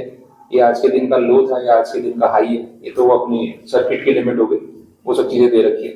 बाकी सारे फैक्टर्स आपके सामने जो आप जानते हो, तो बहुत सारे फैक्टर्स लोग देखते हैं, पी रेशियो देखते हैं, लेकिन डेली ट्रेडिंग में ये फैक्टर जो है वो देखा जाता है। तो इसमें रेजिस्टेंस लेवल होता है, सपोर्ट लेवल होता है, आरएसआई इंडिकेटर होता है, बहुत सारी चीजें होती है, वो चार्ट एनालिसिस में आता है। ये टेक्निकल्स में आएगा, बट आई थिंक ये फ्री नहीं होगा। हाँ यार ठीक नहीं है, वेबसाइट भी रिलायंस की, इंटरनेट भी रिलायंस का, उसका पैसा दो, इसकी ऐड के पैसे दो, और चेक करता है। ये सब होते हैं, अलग अलग लेवल्स होते हैं, मूविंग एवरेजेस एंड एवरीथिंग। तो पागल हो जाओ, सब देखते रहो, इसके पैसे अलग लगे। ठीक, तो ये सब पैरामीटर्स देख के लोग ट्रेडिंग करते हैं, मेन बात वो है। मुझे आपको खाली मीनिंग बताना था कि ये वेटेड वॉल्यूम एवरेज प्राइस या VWAP है क्या। बोलो कुछ कंफ्यूजन इसमें? बेसिक आइडिया लगा। अब ये जो आपको पता है कि ये वेटेड एवरेज प्राइस क्या होता है, अब इस पूरे रेगुलेशन में जहां जहां ये आएगा ना, आप थोड़ा विजुअलाइज कर पाओगे कैसे गिना हो, तो उस पर बात करेंगे तो थोड़ा इजी रहेगा वैसा, इसलिए एक बार पहले ही बता दिया। तो बोला बी पॉइंट में वॉल्यूम वेटेड एवरेज प्राइस कितने दिन का? During the 52 weeks immediately preceding the date of the public announcement. अब बात ये है कि ये वॉल्यूम वेटेड प्राइस डेली गिना जाता है, क्योंकि है इंट्राडे का पैरामीटर, तो ये रोज गिना जाता है। अब अगर आपको 52 वीक्स का एवरेज चाहिए तो पहले तो डेली एवरेज होगा 52 वीक्स, पिछले 52 वीक्स में जितने भी दिन होंगे ना ट्रेडिंग डेज, उन सारे दिनों का हर रोज का एक WAP मिलेगा, फिर उसका एवरेज, तब जाके ये अमाउंट है। समझ आ रही? एवरेज का एवरेज, दो बार एवरेज हो गया ना। Volume weighted average price itself means कि सुबह से शाम तक का एवरेज मिलेगा आपको। 4 जुलाई का एवरेज है, तो अब कल सैटरडे संडे आ गया तो 7 जुलाई मंडे, 7 जुलाई का भी एवरेज होगा, 8 का भी होगा, 9 का भी होगा, 10 का भी होगा। तो अगर आप किसी भी पर्टिकुलर डेट पे प्रीवियस 52 वीक्स की बात कर रहे हो, तो प्रीवियस 52 वीक्स में 5-5 दिन ट्रेडिंग हुई होगी ना, तो 52 into 5 250 दिन से ऊपर हो गए, तो 260 दिन का हर दिन का एक वेटेड एवरेज प्राइस रहा होगा। तो उन सारे दिनों का प्राइस निकाल के उसका भी तो एवरेज करेंगे, फिर डिवाइड बाय 260। समझ आ रही? तो डेली एवरेजेस पहले ढूंढो, वो 260 ऑब्जर्वेशन हो गई, उनको वापस डिवाइड बाय 260 करके एक एवरेज निकालो। तो आएगा ना volume weighted average price of past 52 weeks, ये वैसे कैलकुलेशन होता है। फिर next C point, the highest price paid और पेएबल फॉर एनी एक्विजिशन, अभी हाईएस्ट हो गया, वेदर बाय एक्वायरर और PAC during the 26 weeks immediately preceding the date of public announcement. Time limit अलग अलग है और फैक्टर अलग अलग है। फर्स्ट फैक्टर में उन्होंने बोला था कि जो आपने अग्रीमेंट्स किए उसमें highest negotiated price. Second factor में बोला पिछले 52 हफ्तों में जो भी वॉल्यूम वेटेड एवरेज प्राइस रहा होगा वो। और सी पॉइंट में बोल रहे हैं कि पिछले 26 हफ्तों में पीएसी या फिर अक्वायरर ने जो भी हाईएस्ट प्राइस पे किया होगा उस शेयर को खरीदने के लिए वो। तो ये भी तो एक पैरामीटर हो गया, ठीक है। डी वाला पैरामीटर देखो, उसमें वापस आ गया वॉल्यूम वेटेड एवरेज प्राइस, कितना कब तक ड्यूरेशन देखो। तो जैसे पीछे 52 वीक्स बोला था ना, वैसे यहाँ पे कितना बोल दिया 60 ट्रेडिंग डेज। अब 60 ट्रेडिंग डेज क्या है वो आपको पता है। पब्लिक अनाउंसमेंट जिस दिन किया उसके पहले के 60 दिन, एक्चुअल में जिस दिन मार्केट ओपन था वो एक्चुअल 60 डेज आपको देखने पड़ेंगे। अब मंडे टू फ्राइडे तो ओपन रहता ही है, लेकिन अगर किसी वीक में कोई छुट्टी आ गई हो उस दिन मार्केट बंद था तो उसके पिछला वाला एक दिन लेना पड़ेगा। ट्रेडिंग डेज 60 डेज एग्जैक्टली बोले, पिछले वाले में 52 वीक्स बोले थे तो वो जनरल हो गया कि 52 वीक्स में जितने दिन मार्केट खुला था वो देख लो, ठीक है। लेकिन यहाँ 60 ट्रेडिंग डेज बोला, मतलब एक्चुअली में वो 60 डेज जिस दिन ट्रेडिंग हुई है वो पीछे जाके आपको देखना है। तो हर एक दिन का एक एवरेज प्राइस होगा, वेटेड एवरेज प्राइस। तो 60 डेज के 60 एवरेजेस मिलेंगे आपको और उन सबका भी एवरेज निकलेगा। तो ऐसे में 2 बार एवरेज निकलती है, क्योंकि वॉल्यूम वेटेड एवरेज प्राइस अपने आप में डेली एवरेज है, तो 2 बार एवरेज करना ही पड़ेगा, वैसा हो गया। ओके, तो ये 4 पॉइंट समझ आ गए। ये टारगेट कंपनी के शेयर्स की बात है। हाँ, जो अपन ओपन ऑफर दे रहे हैं ना, तो ओपन ऑफर का प्राइस डिसाइड करना है। तो प्राइस डिसाइड करने के लिए बोला कि कितना प्राइस मिनिमम ऑफर करना पड़ेगा, तो बोलो ये चारों फैक्टर्स निकालो और इन चारों फैक्टर्स में से whichever is higher that will be your open offer price. उससे नीचे का प्राइस हम दे नहीं सकते। तो ये प्राइस निकालने के लिए 4 पैरामीटर है। चारों पैरामीटर में जो शेयर्स की बात हो रही है वो टारगेट कंपनी के शेयर्स हैं, क्योंकि उन्हीं के शेयर्स हमने पिछले पास्ट में अक्वायर किए होंगे, 25% से ऊपर गए होंगे, तभी तो ट्रिगर पॉइंट आया। तो वो हमने डीलिंग्स कौन से प्राइस पे की, एवरेज प्राइस, पिछले 52 हफ्ते का प्राइस, पिछले 60 दिन का प्राइस, अग्रीमेंट में हाईएस्ट नेगोशिएटेड प्राइस, इन चारों में से व्हिचएवर इज हायर, ऐसे आपको देखना। अब आपके लिए चैलेंज ये है कि आपको 4 पॉइंट स्पेसिफिक याद रखना है। तो जितना डिस्कस करेंगे उतना आपके माइंड में क्लैरिटी आएगी, तो याद हो जाएगा और कुछ नहीं। एक तो अग्रीमेंट के थ्रू जो 1-to-1 पर्सनल बाइंग की होती है उसमें नेगोशिएटेड प्राइस, वॉल्यूम वेटेड में 2 कैटेगरी, पिछले 52 हफ्ते और पिछले 60 दिन, 60 ट्रेडिंग डे स्पेसिफिक लिखना पड़ेगा, ठीक है, वो हो गया। और बीच में था highest price paid for acquisition 26 weeks वाला। तो पिछले 26 हफ्ते में आपने जो भी एक्विजिशंस किए होंगे हाईएस्ट प्राइस जितना दिया होगा, ये सिंपल हो गया, इसमें मुझे एवरेज नहीं करना है। हाईएस्ट प्राइस पता करना ज्यादा इजी है, सारे ट्रांजैक्शन में विच एवरेज हायर है। एवरेज प्राइस में थोड़ा सा डेटा कैलकुलेशन हो जाएगा वैसा, बट ये सब डेटा ऑनलाइन सॉफ्टवेयर पे अवेलेबल हो जाता है, तो मैन्युअली तो गिनना नहीं है, इसको प्रॉब्लम नहीं। अभी VWAP आप मैन्युअली नहीं गिन पाओगे TCS वाला, क्योंकि आज के दिन में TCS 3390 से लेके 3427 के बीच में अलग अलग प्राइस पॉइंट्स में भी कितने 50 प्राइस पॉइंट हुए होंगे। उन 50 प्राइस पॉइंट्स पे टोटल 11 लाख शेयर आज एक्सचेंज हुए, किसी पे 50,000 शेयर एक्सचेंज हुए, किसी पे 70, किसी पे 1 लाख। वो हर एक प्राइस पॉइंट को वॉल्यूम से मल्टीप्लाई करके सॉफ्टवेयर ने अपना एवरेज निकाल के देख लिया। ये थोड़ी देर पहले होता तो मार्केट में आपको मैं दिखा देता, लाइव मार्केट चल रहा होता ना, तो फ्लक्चुएटिंग दिखता आपको। VWAP जो 3413 पे क्लोज हुआ एवरेज, वो 1112 10-20 पैसे 50 पैसे ऊपर नीचे होता हुआ आपको लाइव दिखता, बट अभी मार्केट क्लोज हो गया तो नहीं दिखेगा, इसीलिए। चलो, तो डी पॉइंट के प्रोविजो पे चलते हैं। प्रोविजो में सरकारी कंपनी वाले पहले आगे आ जाते हैं। The price determined as per clause B, मेहनत वाला काम है ना, 60 डेज का trading average shall not apply in case of disinvestment of a public sector undertaking by central government or state government। बोले हम लोग अगर डिसइन्वेस्टमेंट कर रहे हैं तो उस पॉइंट पे, उस ट्रांजेक्शन में ये डी वाला क्लॉज यूज नहीं करना। अगर कोई सिचुएशन आती भी तो क्लॉज ABC में मना नहीं किया, लेकिन डी क्लॉज यूज नहीं करना है, तो फिर वो ऊपर के 3 में से व्हिचएवर इज हायर हो जाएगा वैसे। क्योंकि सरकार डिसइन्वेस्टमेंट कर रही है तो कोई ना कोई खरीद रहा होगा, है ना बात। वो ओपन ऑफर में हर कोई अपना स्टेक दे रहा है, किसको, एक्वायरर को, तो सरकार भी तो दे सकती है, भाई ले जा हम भी बेचे, ऐसा हो सकता है ना। तो अगर गवर्नमेंट इन्वॉल्व है सेलर्स में, टारगेट कंपनी में गवर्नमेंट का इन्वेस्टमेंट है, वो लोग स्टेक सेलिंग कर रहे हैं, डिसइन्वेस्टमेंट कर रहे हैं, तो फिर उस सिचुएशन में ओपन ऑफर का प्राइस कैलकुलेट करते टाइम डी वाला क्लॉज आपको इग्नोर कर देना, वैसे बोलती है। क्यों कर देना है वही जाना। Second, this provision shall apply only in case of change in the control in the public sector undertaking। हाँ, मतलब वो तो इम्प्लाइड सी बात होगी कि ये जो प्रोविजो बोला ना कि नहीं कंसीडर करना है, वो तभी होगा जब PSU में कंट्रोल चेंज हो रहा हो, मतलब 51 से ऊपर थे 51 से नीचे जा रहे हैं, तभी तो कंट्रोल चेंज होता है। नहीं तो 55 से 52 पे आगे कोई फर्क नहीं पड़ा, 60 से 56 पे आगे कोई फर्क नहीं पड़ा, 52 से 48 पे आगे तो फर्क पड़ा। तो फिर ये डी पॉइंट वाला जो फर्स्ट प्रोविजो है वो बीच में आता है कि डी पॉइंट आपको छोड़ देना है, अदरवाइज तो डी पॉइंट भी यूज होगा। अगर डिसइन्वेस्टमेंट में 51 से नीचे नहीं जा रहे हैं तो फिर तो प्रॉब्लम है ही नहीं ना, तो डी पॉइंट यूज होगा। लेकिन अगर डिसइन्वेस्टमेंट में 51 से नीचे जा रहे हैं, चेंज इन कंट्रोल, तो फिर फर्स्ट प्रोविजो एप्लीकेबल है। और फर्स्ट प्रोविजो बोलता क्या है, do not use condition D. समझ आया ऐसे? तो कितना माइनर माइनर है, एक एक लाइन में इधर का उधर कर देते हैं।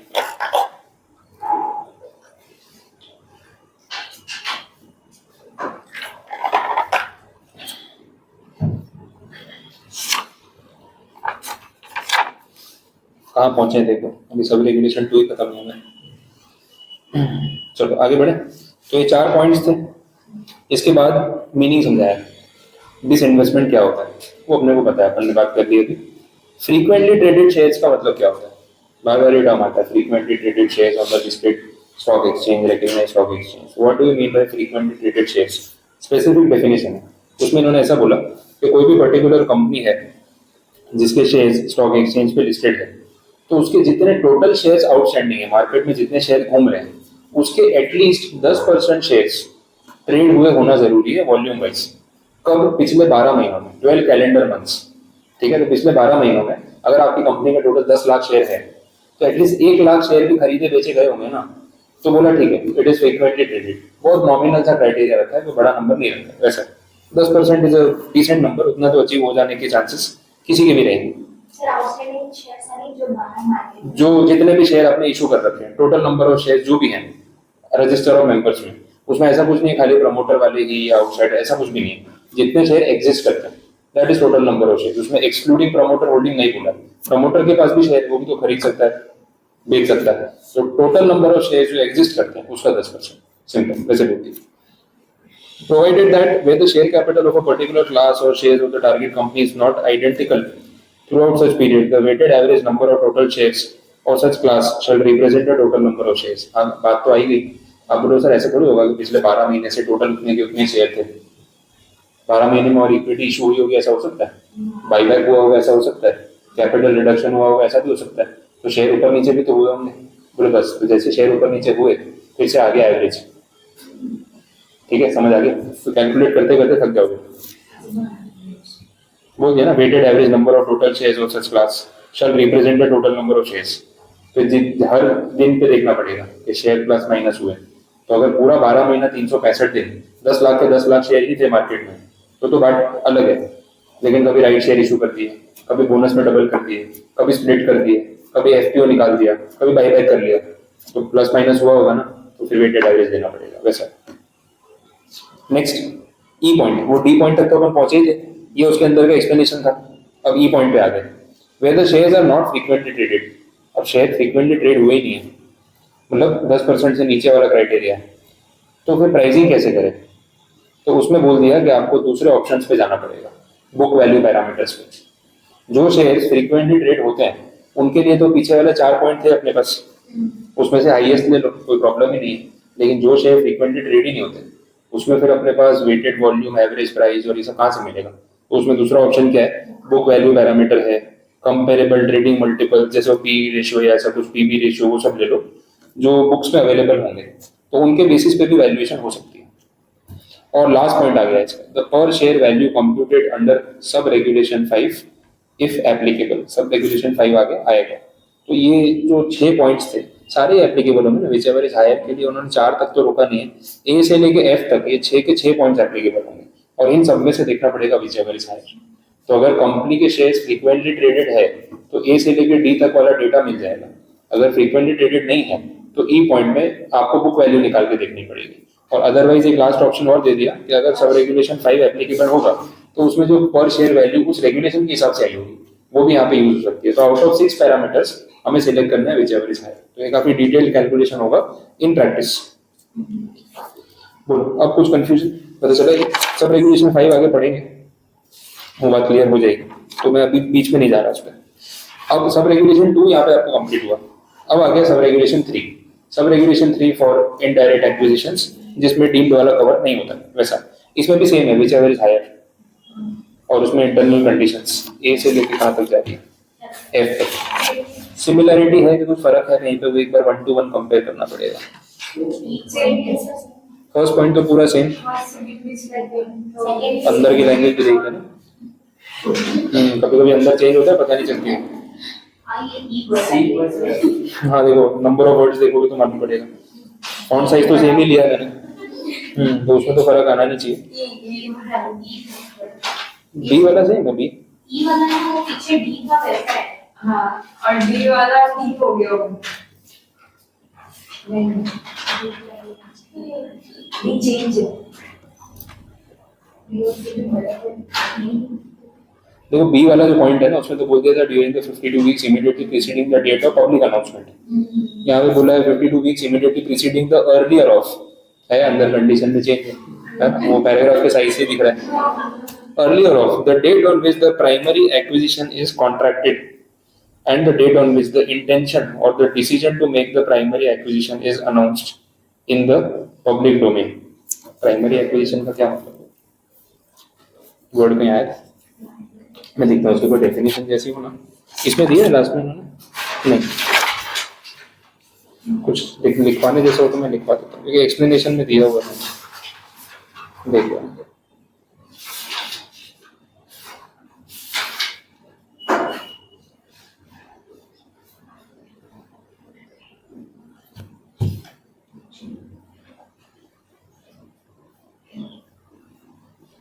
नहीं, ऐसे कोई रेगुलेशन का रेफरेंस तो नहीं है, तो सिंपल अपन मीनिंग लेवल पे चल सकते हैं। प्राइमरी एक्विजिशन मतलब जो पहला 25% अक्वायर करने का आपने प्रोसेस किया था ना, वही मैं देखा था। कोई रेगुलेशन में डेफिनेशन आ जाए तो वैसी कोई नीड नहीं है, बेसिक मीनिंग है तो चलेगा। तो यहाँ पे दो डेट्स में से विचएवर इज अर्लियर बोल दिया। पहला क्या बोला, the date on which the primary acquisition is contract हुआ, and the date on which the intention or the decision to make the primary acquisition is announced in the public domain. एक होता है announcement कर दिया अब agreement करेंगे, एक होता है अग्रीमेंट कर लिया अब अनाउंसमेंट कर रहे हैं। तो दोनों में से कुछ भी पहले और बाद में हो सकता है, दोनों में से whichever is earlier, तो डिफरेंस तो है। तो ये डिफरेंस देके आपके लिए और कॉम्प्लिकेशन बढ़ा दी, तो याद रखने वाला पार्ट। देखो आफ्टर डिग्री तो कोई प्रॉब्लम है नहीं, जितनी कंडीशन डालनी डालो आराम से बैठ के सोचेंगे, चाय पीते पीते डिस्कशन करेंगे, गूगल करेंगे, लिस्ट बनाएंगे, कर लेंगे, डेटा मंगवा लेंगे। लेकिन अभी एग्जाम में टेंशन है ना, क्योंकि ये सब दिमाग में लेके जाना है, तो वो थोड़ा प्रेशर है आपके लिए। लेकिन ठीक है, कुछ नहीं कर सकते। देखो जो हम पास हुए हमने भी प्रेशर झेला, आप भी झेल रहे हो, आपके बाद वाले भी झेलेंगे। तो एजुकेशन सिस्टम तो चेंज होने वाला नहीं। 2 सब्जेक्ट में ओपन बुक तक आए हैं, देखो आगे और बुक भी आ जाए कुछ। हाँ मेरे हिसाब से तो ऐसे सब्जेक्ट ओपन बुक ही होने चाहिए। जब आप एग्जाम मतलब कंपनी लॉ, इनकम टैक्स, ये सीएफ वाला पार्ट है, आप मेमोरी टेस्ट क्यों कर रहे हो? इंटरप्रिटेशन स्किल टेस्ट कर लो ना। मेमोरी का टेस्ट तो बाद में कोई ले ही नहीं रहा। अब सीएस बनने के बाद कौन सा ओरली जाके आप सीएस को पूछते हो, चल भाई सेक्शन बोल के बता, प्रोविजन के साथ सही बताएगा तो तेरे को फाइल दूंगा, नहीं तो नहीं दूंगा। ऐसा थोड़ी ना होता है। भाई आपको काम समझ में आता है आप कर दो, मैं सर रिफर करके बता दूं, आराम से टेक योर टाइम, 2 दिन बाद बता देना। तो बैठ के रिफर करेगा, नोट्स बनाएगा, क्लाइंट को तो स्पेसिफिक बताना है, तो उसका कहाँ पे वाइवा हो रहा है कि उसको इमीडिएटली बताना है। तो जो चीज प्रैक्टिस में बाद में काम आनी है उसी पैटर्न पे एग्जाम होगा, तो उल्टा जो प्रैक्टिस कर रहा है उसकी क्वालिटी तो इंप्रूव होगी। ये भाई सीधी बात है ना कि आप उसको interpretation skills, problem solving skills का एग्जाम ले लो कि वो केस को समझ पाता है कि नहीं। जैसे यूपीएससी और ये सब में एग्जाम होते हैं, आपको लिखना होता है, सिचुएशन देते हैं, आपको अपने वर्ड से समझाना है कि आप इस सिचुएशन में क्या करते हैं। तो वैसा कुछ होगा तो एक बार कंटेक्स्ट समझ में भी आता है कि लर्न करने का तो कोई एग्जाम देने का मतलब ही नहीं है। यहाँ पे कौन सा बाद में लर्निंग काम आ रहा है, अंडरस्टैंडिंग काम आ रहा है। लेकिन एग्जाम पैटर्न लर्निंग वाला है और फिर जाके आपको अंडरस्टैंडिंग पे काम करना है। तो आपको तो दोनों स्किल मेंटेन करना है, रटना भी आना चाहिए और समझना भी आना चाहिए। ठीक है, आपके चॉइस नहीं, तो वो एक थोड़ा सा टफ काम है, ज्यादा ओवर एक्सपेक्टेशंस है एक ह्यूमन माइंड से। लेकिन ठीक, चलो आगे बढ़ते हैं। हाँ करना ही पड़ेगा। थर्ड पॉइंट में भी ऐसे ही है, वो कंडीशन 26 वीक्स वाली सेम है, लेकिन वो डेडलाइन में विचएवर इज अर्लियर कर दिया, तो वो बी पॉइंट जैसा ही हो गया। हाँ चलो कुछ तो शांति हुई।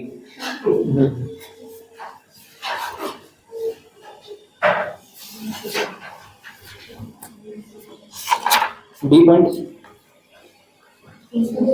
Highest price paid between the earlier of the date on which the primary acquisition is contracted and the date on which the intention to make the primary acquisition is announced and the date of public announcement of the open offer for shares of the target company made under these regulations. Okay, इसके बीच में जो भी highest price पे किया गया होगा वो parameters हैं। ई पॉइंट में वो 60 डेज वाला पॉइंट दिख रहा है, बट इसमें भी वापस वो डेट में अर्लियर कर दिया। ये लोग क्या न्यूमेरिकल कंडीशन सेम रखी है लेकिन रेफरेंस डेट चेंज कर दी है ना, वैसा है। तो 60 ट्रेडिंग डेज का वॉल्यूम वेटेड एवरेज प्राइस वो बात पूरी सेम है, लेकिन रेफरेंस पॉइंट क्या 60 डेज कब से, तो वो जो डेट है ना वो उसमें उन्होंने विच एवर इज अर्लियर में दो कंडीशन रख दी। पिछले वाले में एक ही रेफरेंस डेट थी, उसके पहले के 60 डेज देख लो। यहाँ पे बोला है दो रेफरेंस डेट में से विच एवर इज अर्लियर करो, जो अर्लियर आएगी उसके पहले के 60 डेज देख लो।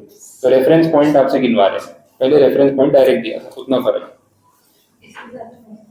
है। इसमें ज्यादा मेहनत है क्योंकि डेट तो देखनी पड़ेगी, जो विच एवर इज हायर मतलब अर्लियर करके जाना पड़ेगा। हाँ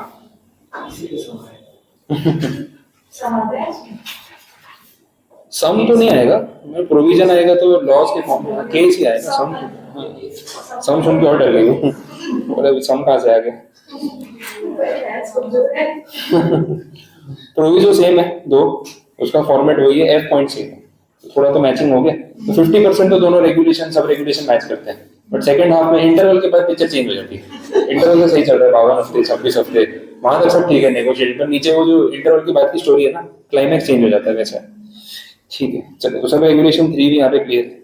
अब चलते हैं सब रेगुलेशन 4 में।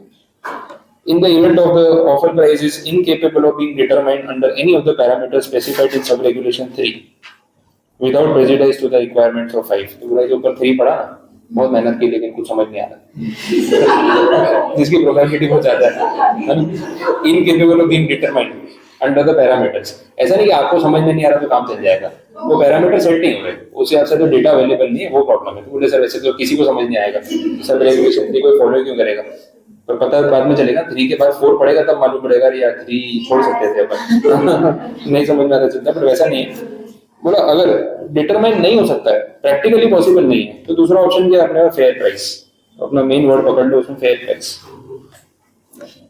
फेयर प्राइस पे डिटरमाइन कैसे करें, फेयर प्राइस बोल के निकल जाना बहुत आसान है, फेयर प्राइस गिन के दिखाना अगेन अपने आप में चैलेंज है। बोले फेयर प्राइस तो मेरे हिसाब से मैं कुछ भी बोल दूंगा, ऐसा नहीं होगा। अगेन फेयर प्राइस निकालने के लिए आपको बुक वैल्यू पैरामीटर्स देखने पड़ेंगे, क्योंकि मार्केट में वॉल्यूम ट्रेडिंग और ये सब चीजें तो आपको मिली नहीं, तो फिर अपने पास बुक वैल्यूज ही अवेलेबल है, वो नीचे लिखा है valuation parameters, book value, comparable multiples, वो सब चीजें गिननी पड़ेंगी।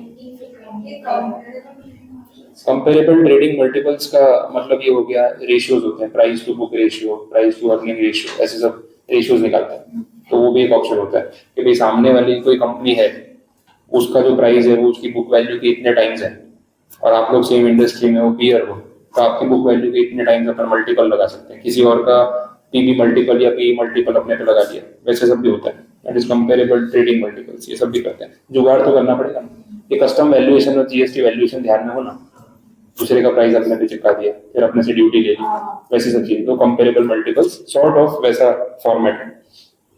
फिर आ गया सब रेगुलेशन 5, जिसकी बात बार बार हो रही थी कि भाई इसके हिसाब से कुछ फेयर प्राइस या पर शेयर प्राइस निकाल लेना। तो अभी क्या बोलता है वो भी समझ लेते हैं। अब इसमें आपको थोड़ा बहुत रेगुलेशन 5 सब रेगुलेशन 2 दिखेगा, वही स्टोरी दिखेगी। In case of an indirect acquisition and open offer under 5 सब रेगुलेशन 2, वही बात हो रही है, 80% वाला पॉइंट। उसी के 3 पैरामीटर है, net asset value, turnover, market cap, वही है। तो उसके नीचे की लाइन में उन्होंने वाला लिखा था 80% से ज्यादा, एक्सीडिंग 80%। यहाँ ऐसा है इज इन एक्सेस ऑफ 15%, 80 के बदले 15 हो गया, बाकी पूरा पैराग्राफ सेम चल रहा है। The acquirer shall notwithstanding anything contained in sub regulation 2 or 3, वो overriding हो गया ना, be required to compute and disclose in the letter of offer the per share value of the target company taken into account for acquisition along with detailed description of methodology adopted for such computation।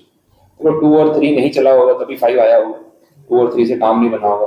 बोला 5 में यही बोला कि ये sub regulation 5 आपको तभी follow करना है जब वो इनडायरेक्ट एक्विजिशन हुआ हो और जो टारगेट कंपनी में बीच में जो बी लिमिटेड थी उसका जो होल्डिंग है वो 15% से ज्यादा हो। 80 तो बहुत दूर हो गया, वो तो वहां पे पॉइंट था, तो यहाँ तो 15 ही बोला है। 15 से 80 के बीच में कुछ भी हो है तो इनडायरेक्ट, 80 से ऊपर गया तो deem to be direct, deem to be direct होते सब रेगुलेशन 2 में चले जाएंगे, तो फिर वहां से स्टोरी चलती आएगी वैसा है, तो वो तो अलग बात होगी। तो यहाँ बोला कि 15% से ऊपर होल्डिंग है तो उसमें आपको करना क्या है, करना ये है कि जो भी लेटर ऑफ ऑफर आप इशू करोगे उसमें जो भी आप प्राइस कोट करोगे वो प्राइस आपने गिना कैसे, उसका फॉर्मूला बताना पड़ेगा। मेथोडोलॉजी का मतलब क्या होता है, how did you calculate the price, आप इस प्राइस पे आए कैसे, तो डिस्क्लोजर नेसेसरी हो जाएगा वैसा। और ये 15% से नीचे होता तो डिस्क्लोजर नेसेसरी नहीं होता, प्राइस तो देना ही पड़ता लेकिन how did you find out the price वो कोड करना मैंडेटरी नहीं था, बस वो डिफरेंस आ गया। तो जो description of methodology adopted for such computation, detailed description पूरा समझाना पड़ेगा।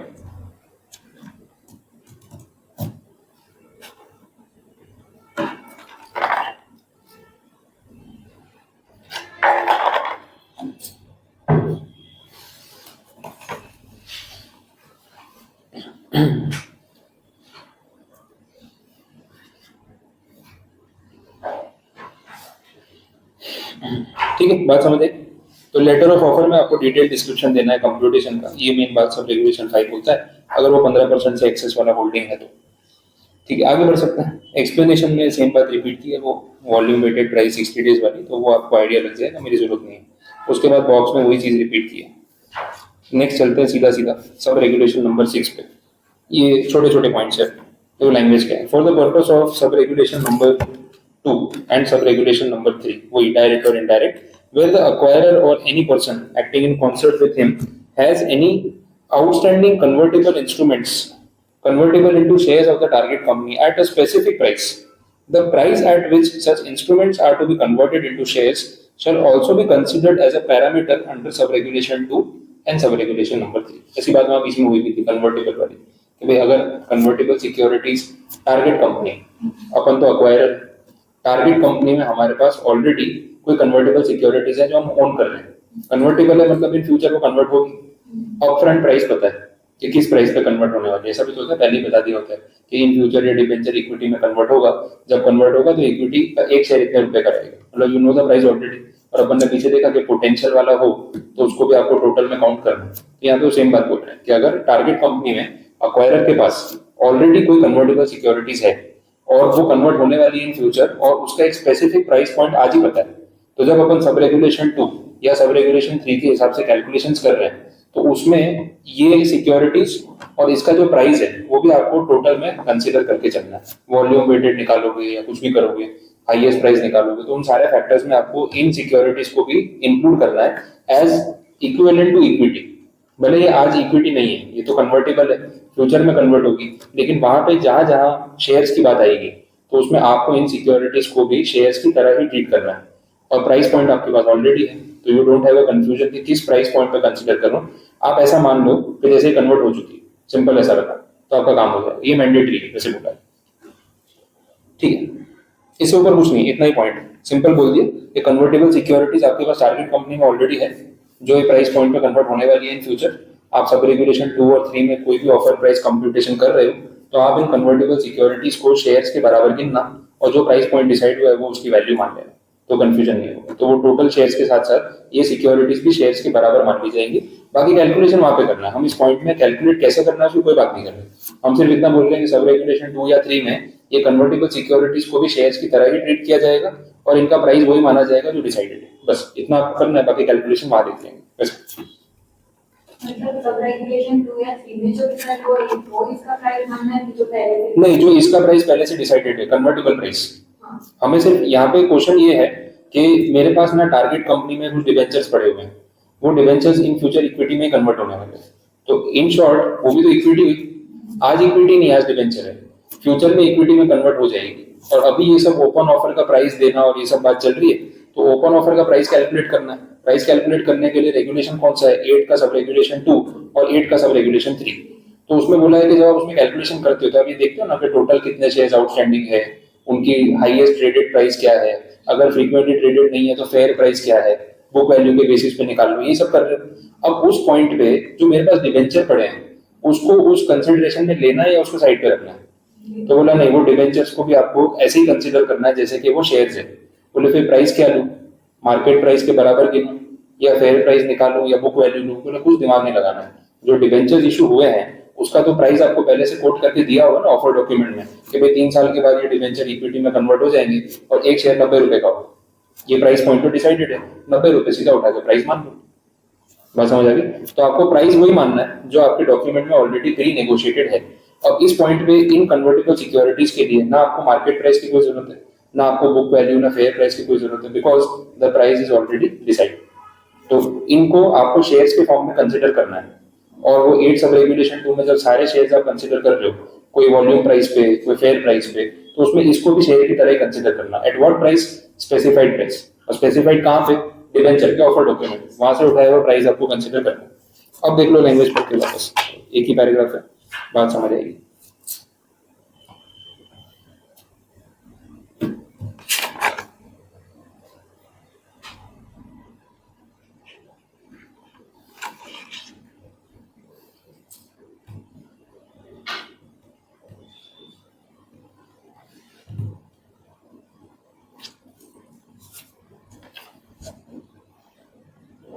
एट सब रेगुलेशन 2 में आपको थोड़ा और स्पेसिफिक जाना हो इसमें, तो क्लॉज ए है, क्लॉज बी है, क्लॉज सी है, क्लॉज डी है।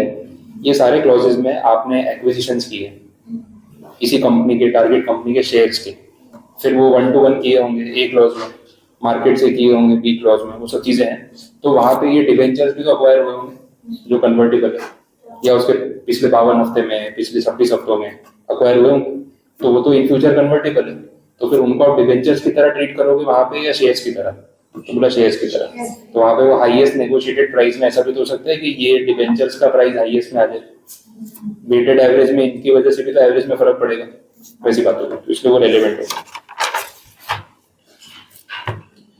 चलो सब रेगुलेशन 7 वही for the purpose of 2 and 3, the price paid for shares of the target company shall include price paid or agreed to be paid for the shares or voting rights in or control over the target company in any form whatsoever, whether stated in the agreement for the acquisition of shares or in any incidental, contemporaneous or collateral agreement, whether termed as control premium or as non-competing fees or otherwise.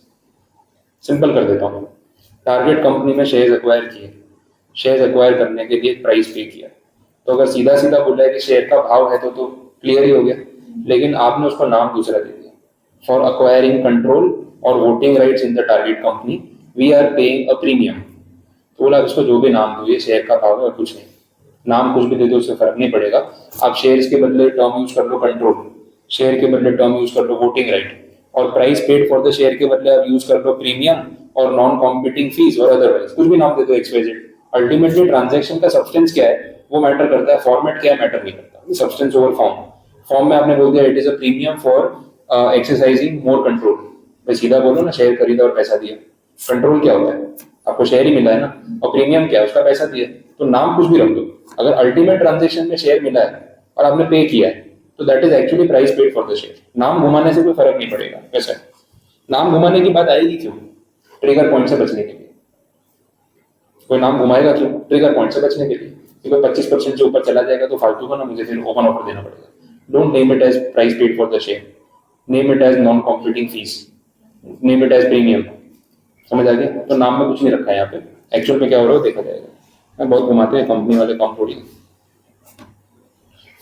जो दिमाग सरकार के पीछे बैठा हुआ है वही दिमाग इन कंपनीज के पीछे बैठा हुआ है, CS वालों का, तो फिर वो लोग घुमाते हैं दोनों तरफ से। तो ये तो बोलते हैं मेंटल वॉर चलती है कि तुम कुछ भी लेके आओगे हम उसका तोड़ ढूंढेंगे, फिर हम तोड़ ढूंढ लेंगे तो तुम उसको रोकोगे, वो चलता रहेगा। वो तो अमेंडमेंट के थ्रू फिर आता रहता है। इनको समझ में आना चाहिए कि ये लोग ऐसे घुमा रहे हैं, एक प्रोविजन डाल के सारा काम खत्म हो जाता है। तो आप इतनी मेहनत करके जुगाड़ ढूंढते हो, इनको एक अमेंडमेंट लगता है और आपके जुगाड़ का पूरा पानी फिर जाता है। तो वो प्रॉब्लम तो है। ठीक है, नेक्स्ट पॉइंट देख लो। ये अभी तक का लास्ट पॉइंट रखते हैं, फिर देखते हैं इसका ब्रेक लेना है क्या करना, तो फिर इसके बाद तो बेहोश हो जाओगे।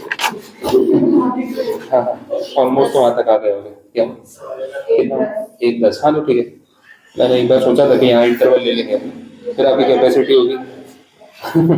हाँ तो इसके बाद कैपेसिटी होगी तो ब्रेक के बाद आगे कंटिन्यू करेंगे। चलो सब रेगुलेशन 8 क्या बोलता है? ये भी अच्छा पॉइंट है, मस्त पॉइंट है, इसलिए इस पे इंटरवल लेना बनता है। Where the acquirer has acquired or agreed to acquire, ये acquire सुन के ना ऐसे दिमाग घूम जाता है। acquirer कब से acquire करता ही जा रहा है, तो एक बार में सारी पूरी कंपनी खरीदे, सबके शेयर ले ले, पैसा दे दे और काम खत्म कर दो, परेशान मत कर। कभी इतने खरीदता है, कभी उतने, पता नहीं क्या चल रहा है। Where the acquirer has acquired or agreed to acquire whether by himself or through person acting in concert, तो ये भी साथ साथ में घूमते रहते हैं इसको। पूरे शहर में खरीदता हूँ तो खरीद, बार जहाँ acquirer वर्ड लिखा है ये पीछे पीछे घूम ही रहे हैं। वो चमचे टाइप के लोग हैं इसके। हाँ वैसे लग रहा है। ठीक है, तो acquirer or person acting in concert with him any shares or voting rights in the target company during the offer period, whether by subscription or purchase at a price higher than the offer price. The offer price shall be stand revised to the highest price paid or payable for any such acquisition. Again थोड़ा heavy हो गया होगा, simple कर देता हूँ यहाँ पे हो क्या है। देखो एक तरफ है ना, हमने ओपन ऑफर दिया, हम कौन एक्वायरर और अपनी चंडाल चौपड़ी साथी, एक तरह से आपने बोला। तो एक्वायरर और पर्सन एक्टिंग इन कॉन्सर्ट, तो हम सब एक साथ हैं। हम लोगों ने क्या किया, पब्लिक को ओपन ऑफर दे दिया। ओपन ऑफर में कुछ भाव डिसाइड कर दिया कि भाई तुमको एक शेयर का 150 रुपये मिलेगा, ऐसा कुछ मान लेते विद प्रीमियम जो पीछे करने की ना वो सब करके। अब क्या हुआ, ओपन ऑफर दिया तो मैंने आपको बोला वो ऑफर पीरियड और टेंडर पीरियड होता है। मैं उस पॉइंट पे यहाँ पे थोड़ा चीज समझानी पड़ेगी। ये है आपका पूरा ऑफर पीरियड। ऑफर पीरियड का मतलब है कि जिस दिन मैंने अनाउंसमेंट किया और जिस दिन ये पूरा प्रोसीजर खत्म हुआ, ये ग्रॉस ड्यूरेशन होगी वैसा। इसके बीच में एक पोर्शन आता है, उसको हम बोलेंगे टेंडरिंग या टेंडर पीरियड। अभी इसके बीच का एक हिस्सा है, ये जो टेंडर पीरियड है ये वो ड्यूरेशन है जब आप सबके लिए विंडो ओपन होता है कि आप अपने शेयर टेंडर करके चले जाओ।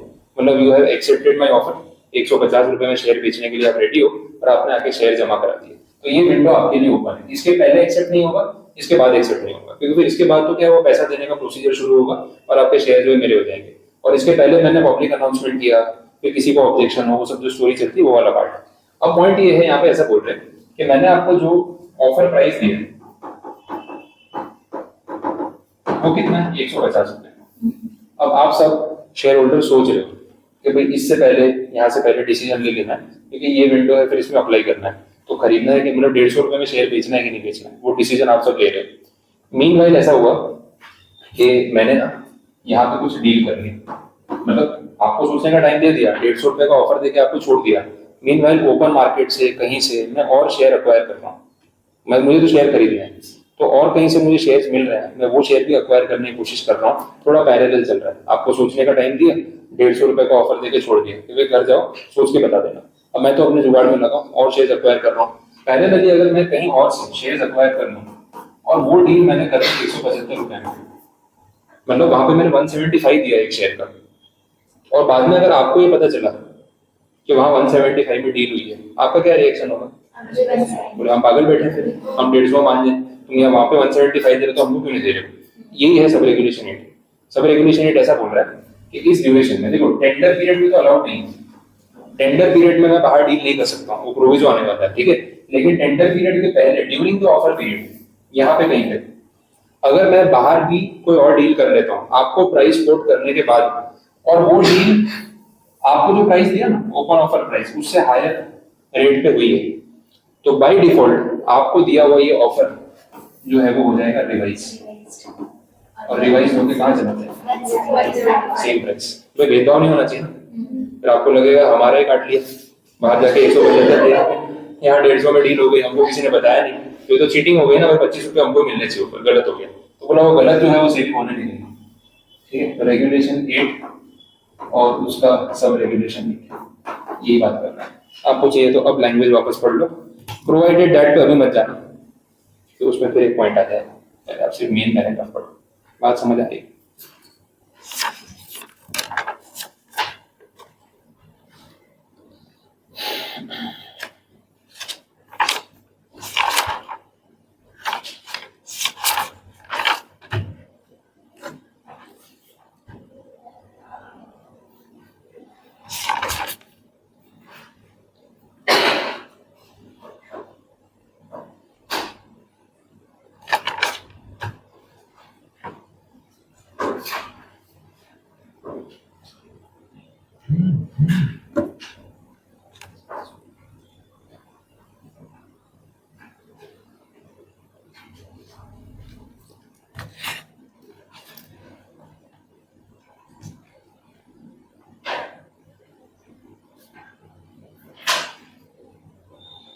बोलो समझ आया? तो एक तरफ आपको ओपन ऑफर देके छोड़ दिया, आप सोच रहे हो अभी टेंडर पीरियड शुरू नहीं हुआ है, उससे पहले मैंने बाहर भी कोई डील कर दी और वो सब्सक्रिप्शन या अदरवाइज जनरली बोल दिया कहीं से भी शेयर खरीद दी, तो इस सिचुएशन में अगर वहां पे मैं ज्यादा पैसे देके आया हूँ तो आपका ऑफर बाय डिफॉल्ट रिवाइज हो जाएगा। अब इसमें प्रोविजो में एक डेडलाइन रखिए, कि ये बाहर जाके जो शेयर खरीदने वाला काम है ये मैं कब कर सकता हूँ और कब नहीं कर सकता हूँ इस पूरे ड्यूरेशन में। वैसा उन्होंने ऐसा बोला कि जो टेंडरिंग पीरियड चल रहा है, मतलब जब आप लोग आके अपने शेयर देके जा रहे हो यहाँ पे 150 में बेचने के लिए तैयार है, उस ड्यूरेशन में मैं ये नहीं कर सकता, बाहर जाके शेयर नहीं खरीद सकता। क्योंकि आप लोग देखो इस ये विंडो शुरू हो चुका है, आप लोग डेली कोई ना कोई आता है अपने शेयर टेंडर करके जाता है, तो मतलब 150 में हो गया ना सरेंडर। अब उसी पॉइंट पे आप यहाँ पे आए हो, आप 150 में डील कर रहे हो, मैं बाहर साइमल्टेनियसली 175 में डील कर रहा हूँ, इस टाइम विंडो में नहीं चलेगा।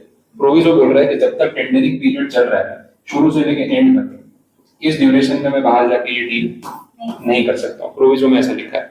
और एक चीज लिखी है, ये जो है ना starting point of the tendering period, उससे पहले के 3 वर्किंग डेज वहीं से मेरे ऊपर रिस्ट्रिक्शन लग जाएगा। Not from the tendering period beginning but from 3 working days prior to the starting of tendering period, वैसा बोलो। अब प्रोविजो पढ़ो।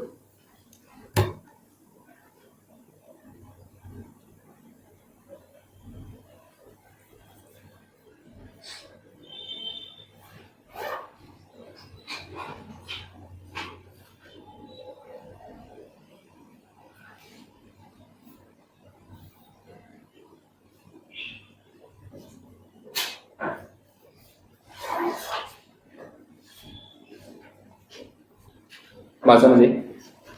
उससे पहले खरीदना है तो खरीद सकता हूँ। सेबी ने भी जानबूझ के ऐसा रखा है, 3 दिन का मार्जिन भी छोड़ा कि अगर उससे पहले डील की तो प्राइस सबके लिए रिवाइज हो जाएगा। तो आप सब मतलब ये डील मैंने इस पॉइंट से पहले की होगी, 3 working days starting the tendering period, उससे पहले डील की होगी, तो वो डील की बात आप सब तक पहुंच जाएगी। तो टेंडरिंग पीरियड जिस दिन स्टार्ट होगा यू विल बी अवेयर कि ऐसी डील हुई है और लीगली प्राइस रिवाइज होना ही चाहिए। मैंने नहीं किया तो बाद में मेरे ऊपर नॉन कॉम्प्लायंस है एज अ अक्वायरर, तो मुझे बताना ही पड़ेगा। तो ये 3 दिन में तो मैं डील कर नहीं सकता, इसके पहले चाहूँ तो कर सकता हूँ, अगर की तो आप सबको पता चल जाएगा। तो इस पॉइंट पे आप क्लियर हो गए कि 175 नहीं और सॉरी 150 नहीं 175, तो और आपका माइंड क्लियर हो जाएगा कि डील में जाना है कि नहीं। बात समझ आ गई? तो ये आपका सब रेगुलेशन 8 और उसका प्रोविजन। तो यहाँ पे आपका इंटरवल होता है। यहाँ तक कुछ नहीं समझ आया, कुछ पूछना है तो बताओ। आधा ही रेगुलेशन हुआ है अभी, रिमेनिंग आपको बाकी है। अब इसमें ऐसे में जल्दी जा भी नहीं सकते, आराम से चलना पड़ेगा। ठीक है, बोलो क्लियर है यहाँ तक? सारे पॉइंट्स समझ आए? चलो तो ब्रेक ले लेते हैं, फिर देखते हैं बाकी का रेगुलेशन में क्या करना है।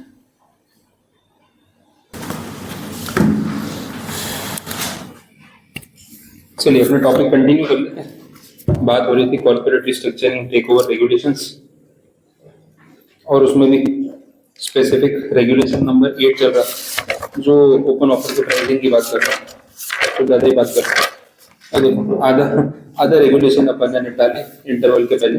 अब बाकी का देख लेते हैं। बाकी वाला टेक्निकल पॉइंट्स ना के बराबर है, जितना हेवी वाला पार्ट था हो गया। अब ये इतना आपको डिफिकल्ट नहीं लगेगा। सब रेगुलेशन 9 है, इसमें उसकी बात हो रही है। इसमें लैंग्वेज के साथ ही चलते पहले क्लियर करा देता हूँ क्या the price parameters under sub regulation 2 and 3, वही बात हो रही है, may be adjusted by the acquirer in consultation with the manager to the offer for corporate actions such as issuance pursuant to right issue, bonus issue, stock consolidation, stock split, payment of dividend, demergers, reduction of capital, where the record date for effecting such corporate action falls prior to 3 working days before the commencement of the tendering period. वो 3 working days वाली condition same जो पिछले provision में देख रहे थे। बात ये है कि जब ये सारे कॉर्पोरेट एक्शंस इन बिटवीन होते हैं टेंडर ऑफर से पहले या टेंडर ड्यूरेशन से पहले, राइट इशू आ गया, बोनस इशू आ गया, डिविडेंड डिक्लेयर हो गया, कुछ डीमर्जर हो गया, रिस्ट्रक्चरिंग हो गई, क्या इसका इफेक्ट शेयर्स के प्राइस पे पड़ता है? सवाल ये है। इन सारे ट्रांजेक्शंस का शेयर के प्राइस पे कोई इफेक्ट पड़ता है क्या? डेफिनेटली। डिविडेंड देते हैं तभी प्राइस पे फर्क पड़ता है, बोनस इशू कर दिया तो प्राइस कम हो जाता है, राइट इशू में प्राइस कम होता है, जितना डिविडेंड देते हैं उतना मार्केट प्राइस माइनस कर देता है तो उतने रुपए कम हो जाते हैं, तो प्राइस पे इफेक्ट तो पड़ता ही है ना। तो उन्होंने बोला कि इन सारे कॉर्पोरेट एक्शंस का अपने ट्रांजैक्शन पे फिर असर पड़ना चाहिए, प्राइस चेंज होना चाहिए कि नहीं? क्योंकि ओपन ऑफर की जो प्राइस डिटरमाइन कर रहे हैं रेगुलेशन नंबर 2 या 3 में, उसमें हम मार्केट प्राइस को और वो सब चीजों पे तो कंसिडर कर रहे हैं, तो फर्क तो आएगा। तो बोला इसको कंसिडर करना चाहिए, और बोला कि तभी कंसिडर करना चाहिए जब ये बोनस शेयर, राइट इशू या डिविडेंड या स्टॉक स्प्लिट की जो रिकॉर्ड डेट हो वो टेंडर पीरियड शुरू होने के 3 वर्किंग डे से पहले की हो, वो 3 दिन में या उसके बाद में हो, तो फिर आपको इन सब चीजों को इग्नोर करना हो तो कर सकते हैं वैसा। अब लैंग्वेज में ऐसा लिखा है the price parameter may be adjusted अब ये मे मतलब वो मे वाला मे है या शल वाला मे है, वो आप देख लो फिर क्या है, ठीक है। क्योंकि मे बी एडजस्टेड फिर बोला in consultation with the manager, ठीक है। तो मे बी एडजस्टेड का मतलब कि भाई करना है तो करो, नहीं करना है तो मत करो, बट ये उस सेंस में नहीं है। कंसल्टेशन वाले पार्ट को आप मे में रख सकते हो, बट करना तो पड़ेगा क्योंकि फिर वो लॉजिक नहीं हुआ ना वैसा, तो फिर प्रोविजन देने का सेंस नहीं है। तो ये मे जो है ना, ये शल वाला मे लग रहा है, फिर भी एक बार देखो प्रैक्टिस में और डिटेल में जाकर देखना पड़ेगा, बट अभी तो वैसे ही रखते हैं कि करना तो पड़ेगा। प्रोवाइडेड नो एडजस्टमेंट, अब इसमें ना डिविडेंड वाले पार्ट को लेके स्पेसिफिक प्रोविजो डाल दिया, not other points. Right share bonus share से प्रोविजो कनेक्टेड नहीं। No adjustment shall be made for the dividend declared with a record date falling during such period except where the dividend per share is more than 50% higher than the average of the dividend per share paid during the 3 financial years। समझ आया कुछ? Try करना तो एक बार कर सकते हो, इतना बेटा नहीं।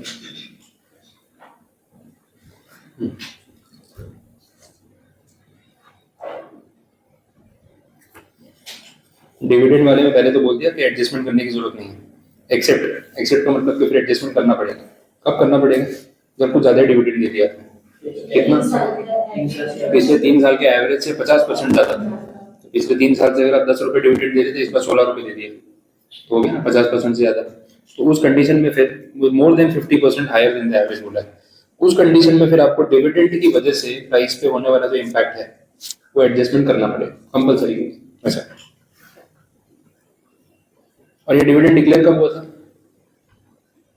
वो 3 दिन पहले वाली कंडीशन जो ऊपर बोली है ना, उसी मतलब ड्यूरेशन का कोई प्रॉब्लम नहीं। जो बोला था कि टेंडर पीरियड शुरू होने के 3 दिन पहले, उससे पहले की रिकॉर्ड डेट होनी चाहिए, वही है, ठीक है। तो उसी पे डिक्लेयर हुआ है, तो उसमें प्रॉब्लम नहीं है।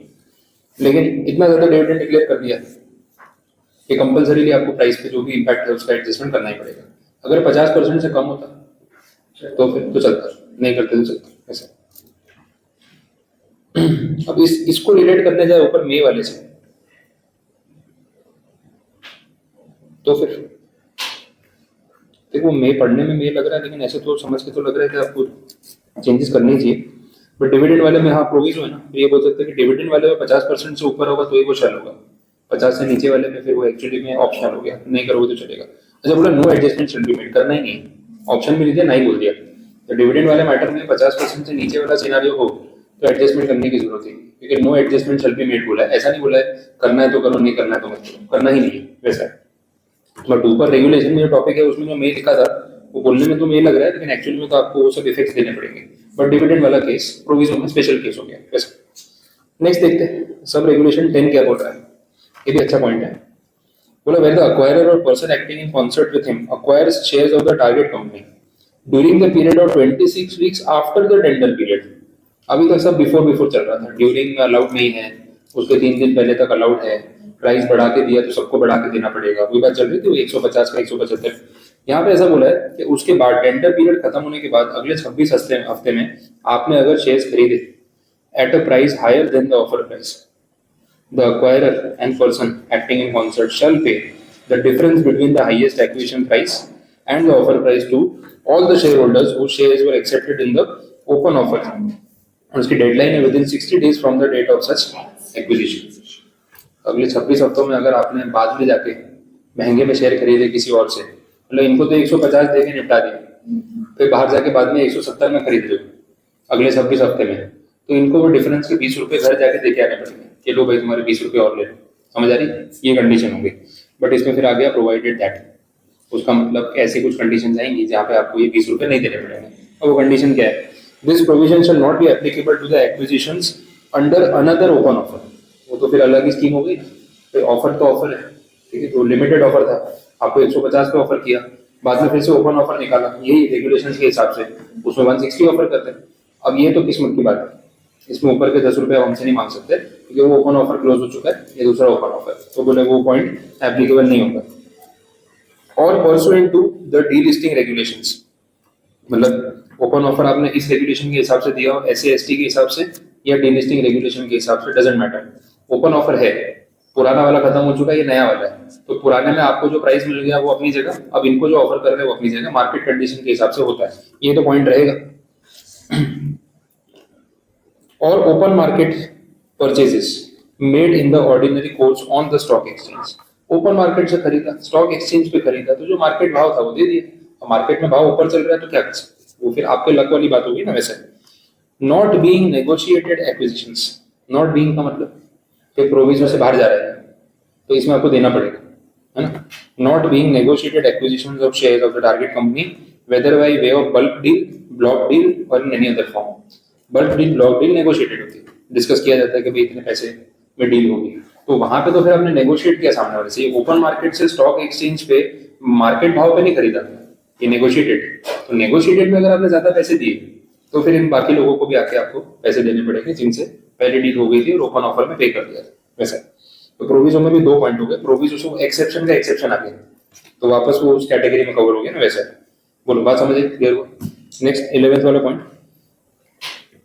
11th वाले पॉइंट में भी सिचुएशन दे रखी है जो प्रॉपर केस है। यहाँ पे ऐसा बोला है कि जब हमने ओपन ऑफर निकाला था तो ओपन ऑफर में आप देखते हो ऑफर साइज 10%, 15%, 26% जो भी है, तो आपने ऑफर साइज निकाली होगी कि मैं इतने शेयर ले रहा हूँ, तो उसमें आप एक मिनिमम एक्सेप्टेंस लेवल सेट कर सकते हो कि भाई कम से कम इतने ऑफर तो आने ही चाहिए। मैं आप सबको पूछ रहा हूँ, मैं किसी को शेयर बेचने तो बता दो मैं इतने एक्वायर करने के लिए रेडी हूँ, तो उसमें से कुछ लोग तो हाँ बोले कम से कम, तो फिर डील आगे बढ़ेगी ना।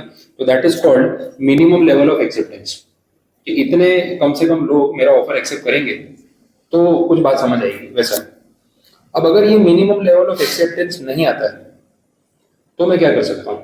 फिर देखो ज्यादा लोगों ने भाव नहीं दिया मुझे, मैंने बोला शेयर दे दो, बड़े सोचते रहे फिर कुछ रिस्पॉन्स नहीं आया, तो जितने लोगों को मैंने ऑफर किया था उसमें से बहुत थोड़े से लोग आगे आए, और इतना छोटा नंबर है कि जो मैंने मिनिमम सोचा था कि मैं 100 लोगों को पिच कर रहा हूँ तो शायद 70 तो मान जाएंगे, तो वो मिनिमम लेवल ऑफ एक्सेप्टेंस मैंने रखा था या उसको कोट किया हुआ था। आए खाली 20 लोग, 25 लोग, 30 लोग, उतना ही रिस्पॉन्स आया, ज्यादा नहीं आया। अब यहाँ पे मेरे पास एक पावर है, एक ऑप्शन है कि मैंने जो ओपन ऑफर प्राइस आप सबको कोट किया था ना, मैं वो प्राइस को लोअर डाउन कर सकता हूँ, कम कर सकता हूँ। मतलब ऐसा हो गया कि आप लोग भी कुछ ज्यादा नंबर में नहीं आए, अब मुझे भी गरज नहीं है छोड़ना है, कहाँ इतने लोगों ने कोई ऑफर ही नहीं दिया। अब जो लोगों ने ऑफर दिया है कि हाँ हम शेयर देने के लिए रेडी है, अब मैं आपके साथ बार्गेन कर रहा हूँ कि आपको उतने पैसे नहीं दूंगा जितने पहले बोले थे। बोले यार ये क्या बात हुई, हम तो शेयर दे रहे हैं। बोले देखो आप लोग इतने कम नंबर में हो कि आप लोग आए भी हो, आप लोग भी चले जाओ तो फर्क नहीं पड़ता, मतलब कुछ बहुत ज्यादा एक्विजिशन हो नहीं पाएगा, तो मुझे भी उतनी वैल्यू नहीं आती पहले जितनी थी। सब लोग आते तो क्या मैं लालच में था, ले लो भाई थोड़ा प्रीमियम दे दो, लेकिन अब मैं प्रीमियम दूंगा लेकिन उतना नहीं दे पाऊंगा जितना मैंने पहले बोला था। आप सोच लो, आपको नहीं देने शेयर तो आप ऑफर टेंडर मत करो, आपकी चॉइस। आपने बोला नहीं ठीक है प्रीमियम तो मिल ही जाए, शेयर दे देते, तो अगर डील हो गई तो होगी, नहीं हुई तो नहीं। तो इसलिए मैं प्राइस लोअर डाउन कर सकता हूँ। बट अब लोअर डाउन करते टाइम क्या ध्यान रखना है, लोअर डाउन कितना कर सकता हूँ, इन रेगुलेशंस के हिसाब से जो मिनिमम प्राइस बार सेट था उससे नीचे तो नहीं जा सकता, वो तो आपको ध्यान रखना है। तो फिर बोले सर लोअर डाउन करने का मार्जिन ही कहाँ बचा, मार्जिन बचा होगा ना। ओपन ऑफर प्राइस जो मैंने दिया था, देखो प्रैक्टिकल जो पॉइंट कैसे रिलेट करेंगे, रेगुलेशन नंबर 8 के हिसाब से एक कुछ मिनिमम प्राइस आया कि इतना तो देना ही पड़ेगा, ठीक है। मान लो वो मिनिमम प्राइस जो है 250 रुपए, ये रेगुलेशन 8 बोलता है, बट मैं इससे ऊपर का प्राइस तो दे सकता हूँ ना। तो जब मैं ज्यादा लोगों को अट्रैक्ट करना चाहता था तो मैंने ना 325 का प्राइस दिया, this was the offer price, वैसा हो गया। अब जब मिनिमम लेवल ऑफ एक्सेप्टेंस नहीं आया, थोड़े बहुत ही आए, तो मैं क्या बोल रहा हूँ भैया 325 नहीं दूंगा, 275 दूंगा, चाहिए तो बता। बात समझ आ रही है। तो रेगुलेशन को मैंने वायलेट किया क्या, नहीं किया। मैं अभी भी रेगुलेशन के फ्रेमवर्क को फॉलो कर ही रहा हूँ, लेकिन मैंने अपना प्रीवियस ऑफर रिड्यूस कर दिया, तो मैं रिड्यूस करते करते 250 तक जा सकता हूँ, कोई प्रॉब्लम नहीं। हाँ मैं फिर 245 का ऑप्शन दे दूँ तो रेगुलेशन रेट वायलेट हो गया, तो ये मैं नहीं कर सकता, ये कर सकता हूँ, ये कर सकता हूँ, बस यही बात यहाँ पे हो रही है सब रेगुलेशन 11 में। अब लैंग्वेज पढ़ के आप देख लो, नंबर्स लिखने तो एग्जांपल के लिए लिख लो, पॉइंट कंप्लीट हो जाएगा।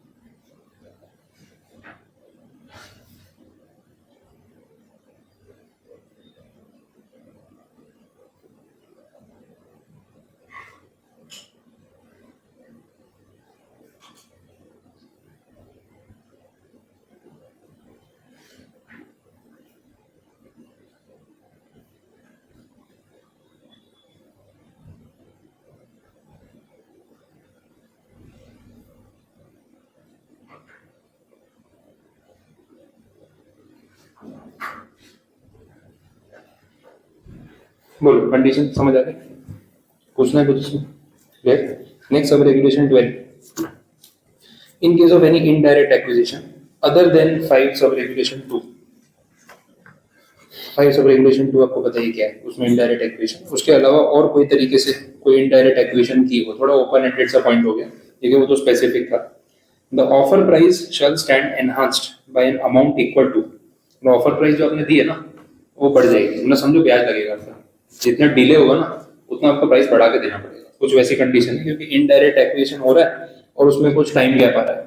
Offer price shall stand enhanced by an amount equal to a sum determined at the rate of 10% per annum for a period between the earlier of, वापिस वो एक डेट नहीं earlier है, date on which the primary acquisition is contracted or the date on which the intention or the decision to make the primary acquisition is announced in the public domain, ये दोनों में से whichever is earlier, and the date of the detailed public statement provided such period is more than 5 working days। ठीक है, तो अगर 5 working day से ज्यादा का टाइम गैप हो गया तो फिर जो आपने पहले प्राइस दिया था वो प्राइस बढ़ जाएगा, और कितने से बढ़ेगा, 10% पर एनम। तो 10% पर एनम प्राइस बढ़ाने से कोई बहुत ज्यादा फर्क नहीं पड़ेगा, बहुत नॉमिनल डिफरेंस होगा। 10% पर एनम बोल रहे हैं, पूरे साल का, एक साल हो जाए तो 10%, या तो बोला 5 वर्किंग डे से ज्यादा हो जाए तो प्राइस बढ़ा के देना पड़ेगा। तो 5 वर्किंग डे के बदले 7 दिन हो गए, 8 दिन हो गए, 10 दिन हो गए, तो कितना ही प्राइस बढ़ जाएगा। तो ये बहुत बड़ा इम्पैक्टफुल पॉइंट नहीं है, लेकिन एक बेसिक कंडीशन यहाँ पे उन्होंने दी है, और ये तब होगा जब इनडायरेक्ट एक्विजिशन हो रहा है और वो जो रेगुलेशन 5 सब रेगुलेशन 2 में कवर नहीं होता। ठीक है, वैसी बात है। ठीक, इससे ज्यादा कुछ बोला नहीं इसमें, और डेट्स का रेफरेंस आपको दे रखा है, तो उसमें बोला विच बिटवीन द अर्लियर ऑफ में प्राइमरी एक्विजिशन वाली वही डेट जिस दिन आपने कॉन्ट्रैक्ट किया, जिस दिन आपने इंटेंशन बताया, दोनों में से जो अर्लियर है वो, और उसके साथ साथ दूसरी डेट जो कंपेयर करनी, and the date of detail public statement which is provided. तो वहाँ पे जो टाइम गैप है 5 दिन से ज्यादा अगर हो रहा है और वेटिंग लग रहा है तो फिर 10% पर एनम प्राइस बढ़ता जाएगा, तो बहुत नॉमिनल डिफरेंस आने वाले हैं वैसे। रेगुलेशन 13 देखो, sub regulation, the offer price for partly paid up shares shall be computed as the difference between the offer price and the amount due towards the calls in arrears। ये understood था, shares partly paid up है, तो मैं जितना price per share आपको offer कर रहा हूँ वो तो फुल्ली पेड अप शेयर के लिए, तो उसमें से जितना कॉल्स इन अरियर्स है या जितना पेंडिंग है उनको माइनस कर लूंगा ना, क्योंकि फिर वो मुझे करना पड़ेगा, तो वो लेस हो जाएगा। ऐसा इंटरेस्ट वाला कुछ पोर्शन हो तो वो भी लेस हो जाएगा। सब रेगुलेशन 14 आगे, ये बात हो रही है स्पेसिफिक डिफरेंशियल वोटिंग राइट्स वाले शेयर्स को लेकर, आप वो वर्ड हाईलाइट कर सकते हो, आपको ध्यान रखना। तो sub regulation 13 partly paid up के लिए था, सब रेगुलेशन 14 जो है डीवीआर शेयर्स के लिए है। अब डीवीआर शेयर्स में और नॉर्मल शेयर्स में फर्क होता है ना वोटिंग राइट्स का, तो वैल्यू में फर्क पड़ता है कि नहीं पड़ता, प्राइस में, नॉर्मल शेयर के प्राइस और डीवीआर शेयर के प्राइस में फर्क होता है। सस्ते कौन से होते हैं, डीवीआर, क्योंकि वोटिंग राइट कट जाते हैं तो भाव सस्ता होता है। तो कंपनी आपको डिविडेंड थोड़ा बढ़ा के दे देती होगी तो टाटा मोटर्स करता था, वो अलग बात है, बट ऐसा कोई रूल नहीं। तो वोटिंग राइट्स जिस शेयर के कम है उसका जो ऑफर प्राइस होगा उसको भी तो प्रोपोर्शनेटली डिस्काउंट करना पड़ेगा ना फॉर दैट फैक्टर। तो एक नॉर्मल इक्विटी शेयर के लिए अगर मैं आपको ऑफर प्राइस 200 रुपए दे रहा हूँ तो डीवीआर शेयर के भी 200 दूंगा या कम दूंगा, बस, तो कम ही देंगे ना, तो वो बात यहाँ पे होगी, तो उससे कुछ नहीं बोला। तो ये सब सिंपल पॉइंट्स आ रहे हैं, टेक्निकलिटी नहीं है इसमें। प्रोविजो आप उसके साथ पढ़ के देखना, उसमें वो WAP और 60 ट्रेडिंग डेज वाला ही पॉइंट है कुछ, तो वो रिलेट हो जाएगा। सब रेगुलेशन 15 देख लो, इसमें बात हो रही है कि अगर कोई फॉरेन करेंसी का मामला है कि जो पैरामीटर्स अवेलेबल है टू कैलकुलेट द प्राइस, वो पैरामीटर सारे डॉलर में है, रुपये में नहीं है, तो फिर आप रुपये में कैसे कन्वर्ट करोगे? एक पॉइंट पे तो आपको वो एक्सचेंज रेट का यूज करना ही पड़ेगा। तो बोला आप इंडियन रुपये में कन्वर्ट कर देना, एक्सचेंज रेट कौन सी डेट का लेना है, फिर वो पॉइंट आ जाता है, क्योंकि एक्सचेंज रेट डेली चेंज होता है, तो उसके अंदर पैरामीटर वही है, पब्लिक अनाउंसमेंट वाली जो डेट है उसकी बात की, as prevailing on the date preceding the date of the public announcement, and the acquirer shall set the source of such exchange rate in public announcement, the detailed public statement and the letter of offer। जिस दिन आपने public announcement किया उसके एक दिन पहले जो exchange rate चल रहा होगा वो एक्सचेंज रेट आपको यूज करना है, और आपको पब्लिक अनाउंसमेंट में, डिटेल स्टेटमेंट में और लेटर ऑफ ऑफर में ये डिस्क्लोज करना है कि आपने एक्सचेंज रेट कहाँ से यूज किया। नॉर्मली अपन कहाँ से यूज करते हैं, आरबीआई, तो आपको बताना पड़ेगा कि आरबीआई का एक्सचेंज रेट मैंने यूज किया है जो मार्केट में अवेलेबल था, वैसे उससे ऊपर कुछ नहीं, basic disclosure.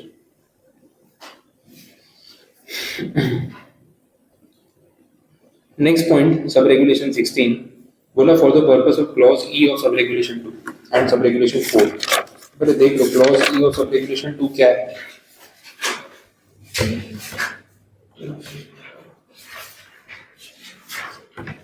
Book value not frequently traded, वही होगा। मतलब वैल्यूएशन करानी पड़ेगी, बुक वैल्यू लेनी पड़ेगी, फेयर प्राइस लेनी पड़ेगी। तो उसमें वैल्यूएशन करने के लिए पैरामीटर्स लेंगे, तो वैल्यूएशन करने वाले पे भी डिपेंड करता है कि वो कैसे गिन रहा है उसको। ये मार्केट में ट्रेड होने वाला प्राइस तो है नहीं। तो बोला कि आप वैल्यूएशन जब कराओगे ना इस सिचुएशन में, तो एक इंडिपेंडेंट मर्चेंट बैंकर या फिर एक इंडिपेंडेंट चार्टर्ड अकाउंटेंट जिसको 10 साल का प्रैक्टिसिंग एक्सपीरियंस हो, उससे आप वैल्यूएशन करा सकते हैं। बोलो रजिस्टर्ड वैल्यूअर वाला पॉइंट आ गया। ऐसा पॉइंट अपन कंपनी लॉ में भी काफी बार देखते हैं कि रजिस्टर्ड वैल्यूअर से करा लो, या फिर इंडिपेंडेंट मर्चेंट बैंकर या इंडिपेंडेंट चार्टर्ड अकाउंटेंट जिनको 10 साल का एक्सपीरियंस हो, तो वैल्यूएशन करानी पड़ेगी। तो सब रेगुलेशन 2 का क्लॉज ई और सब रेगुलेशन 4, सब रेगुलेशन 4 भी फेयर प्राइस की बात कर रहा है। तो जहां पे वो मार्केट प्राइस अवेलेबल नहीं होगा ना, वहां ये पॉइंट रेलेवेंट लगेगा, अदरवाइज तो रेलेवेंट लगेगा नहीं। फिर आ गया लास्ट पार्ट इसका, सब रेगुलेशन 17। ये बहुत ज्यादा टेक्निकल है भी नहीं, बोलते ना वैसे रखा है कि जैसा पॉसिबल हो उस हिसाब से। इसमें बोला था effect on the price of the equity shares of the target company due to material price movements. Material price movement, इतना प्राइस मूवमेंट आ गया अचानक से जो यूजुअल नहीं है, अनयूजुअल है, जिससे कहीं ना कहीं वैल्यूएशन पे इम्पैक्ट पड़ सकता है। And confirmation of reported event और information may be excluded as per the framework specified under sub-regulation 11 of regulation 30 of the listing regulations for determination of the offer price under this regulation। in short ऐसा बोला है, कोई material change अगर आता है ना, तो नॉर्मल लॉजिक ये बोलता है कि material changes must be considered, होना ही चाहिए, क्योंकि मटेरियल है तो उसका इंपैक्ट पड़ रहा है। यहाँ ऐसा बोला है कि रेगुलेशन 30 जो है उसका सब रेगुलेशन 11 एलओडीआर रेगुलेशंस का, वो आपको अलाउ करता है कि मटेरियल इंपैक्ट होने के बाद भी आप चाहो तो उन प्राइस मूवमेंट्स को इग्नोर कर सकते हो, एक्सक्लूड कर सकते हो for computation under this regulation. एक स्पेसिफिक एग्जेम्पशन दिया कि मटेरियल चेंज होने के बाद भी इग्नोर किया जा सकता है। अब वो आपके कॉल पे है, वो अंपायर्स कॉल हो गया ना, आउट देना है नहीं देना आपकी मर्जी, ये वैसी बात हो गई। ठीक है, यहाँ तक आते आते फाइनली आपका रेगुलेशन नंबर 8 जो है वो कंप्लीट हुआ। आपको कोई क्वेरी आ रही हो अभी तक कुछ पॉइंट में, तो वो पढ़ने के बाद ही आएगी वैसे तो, अभी जितना पढ़ा है उसमें कोई ऐसा हो डाउट हो नहीं समझ आ रहा है तो बता दें। फिर बस तो इतना रखते हैं, आगे के रेगुलेशंस फिर कल ही कंटिन्यू करेंगे।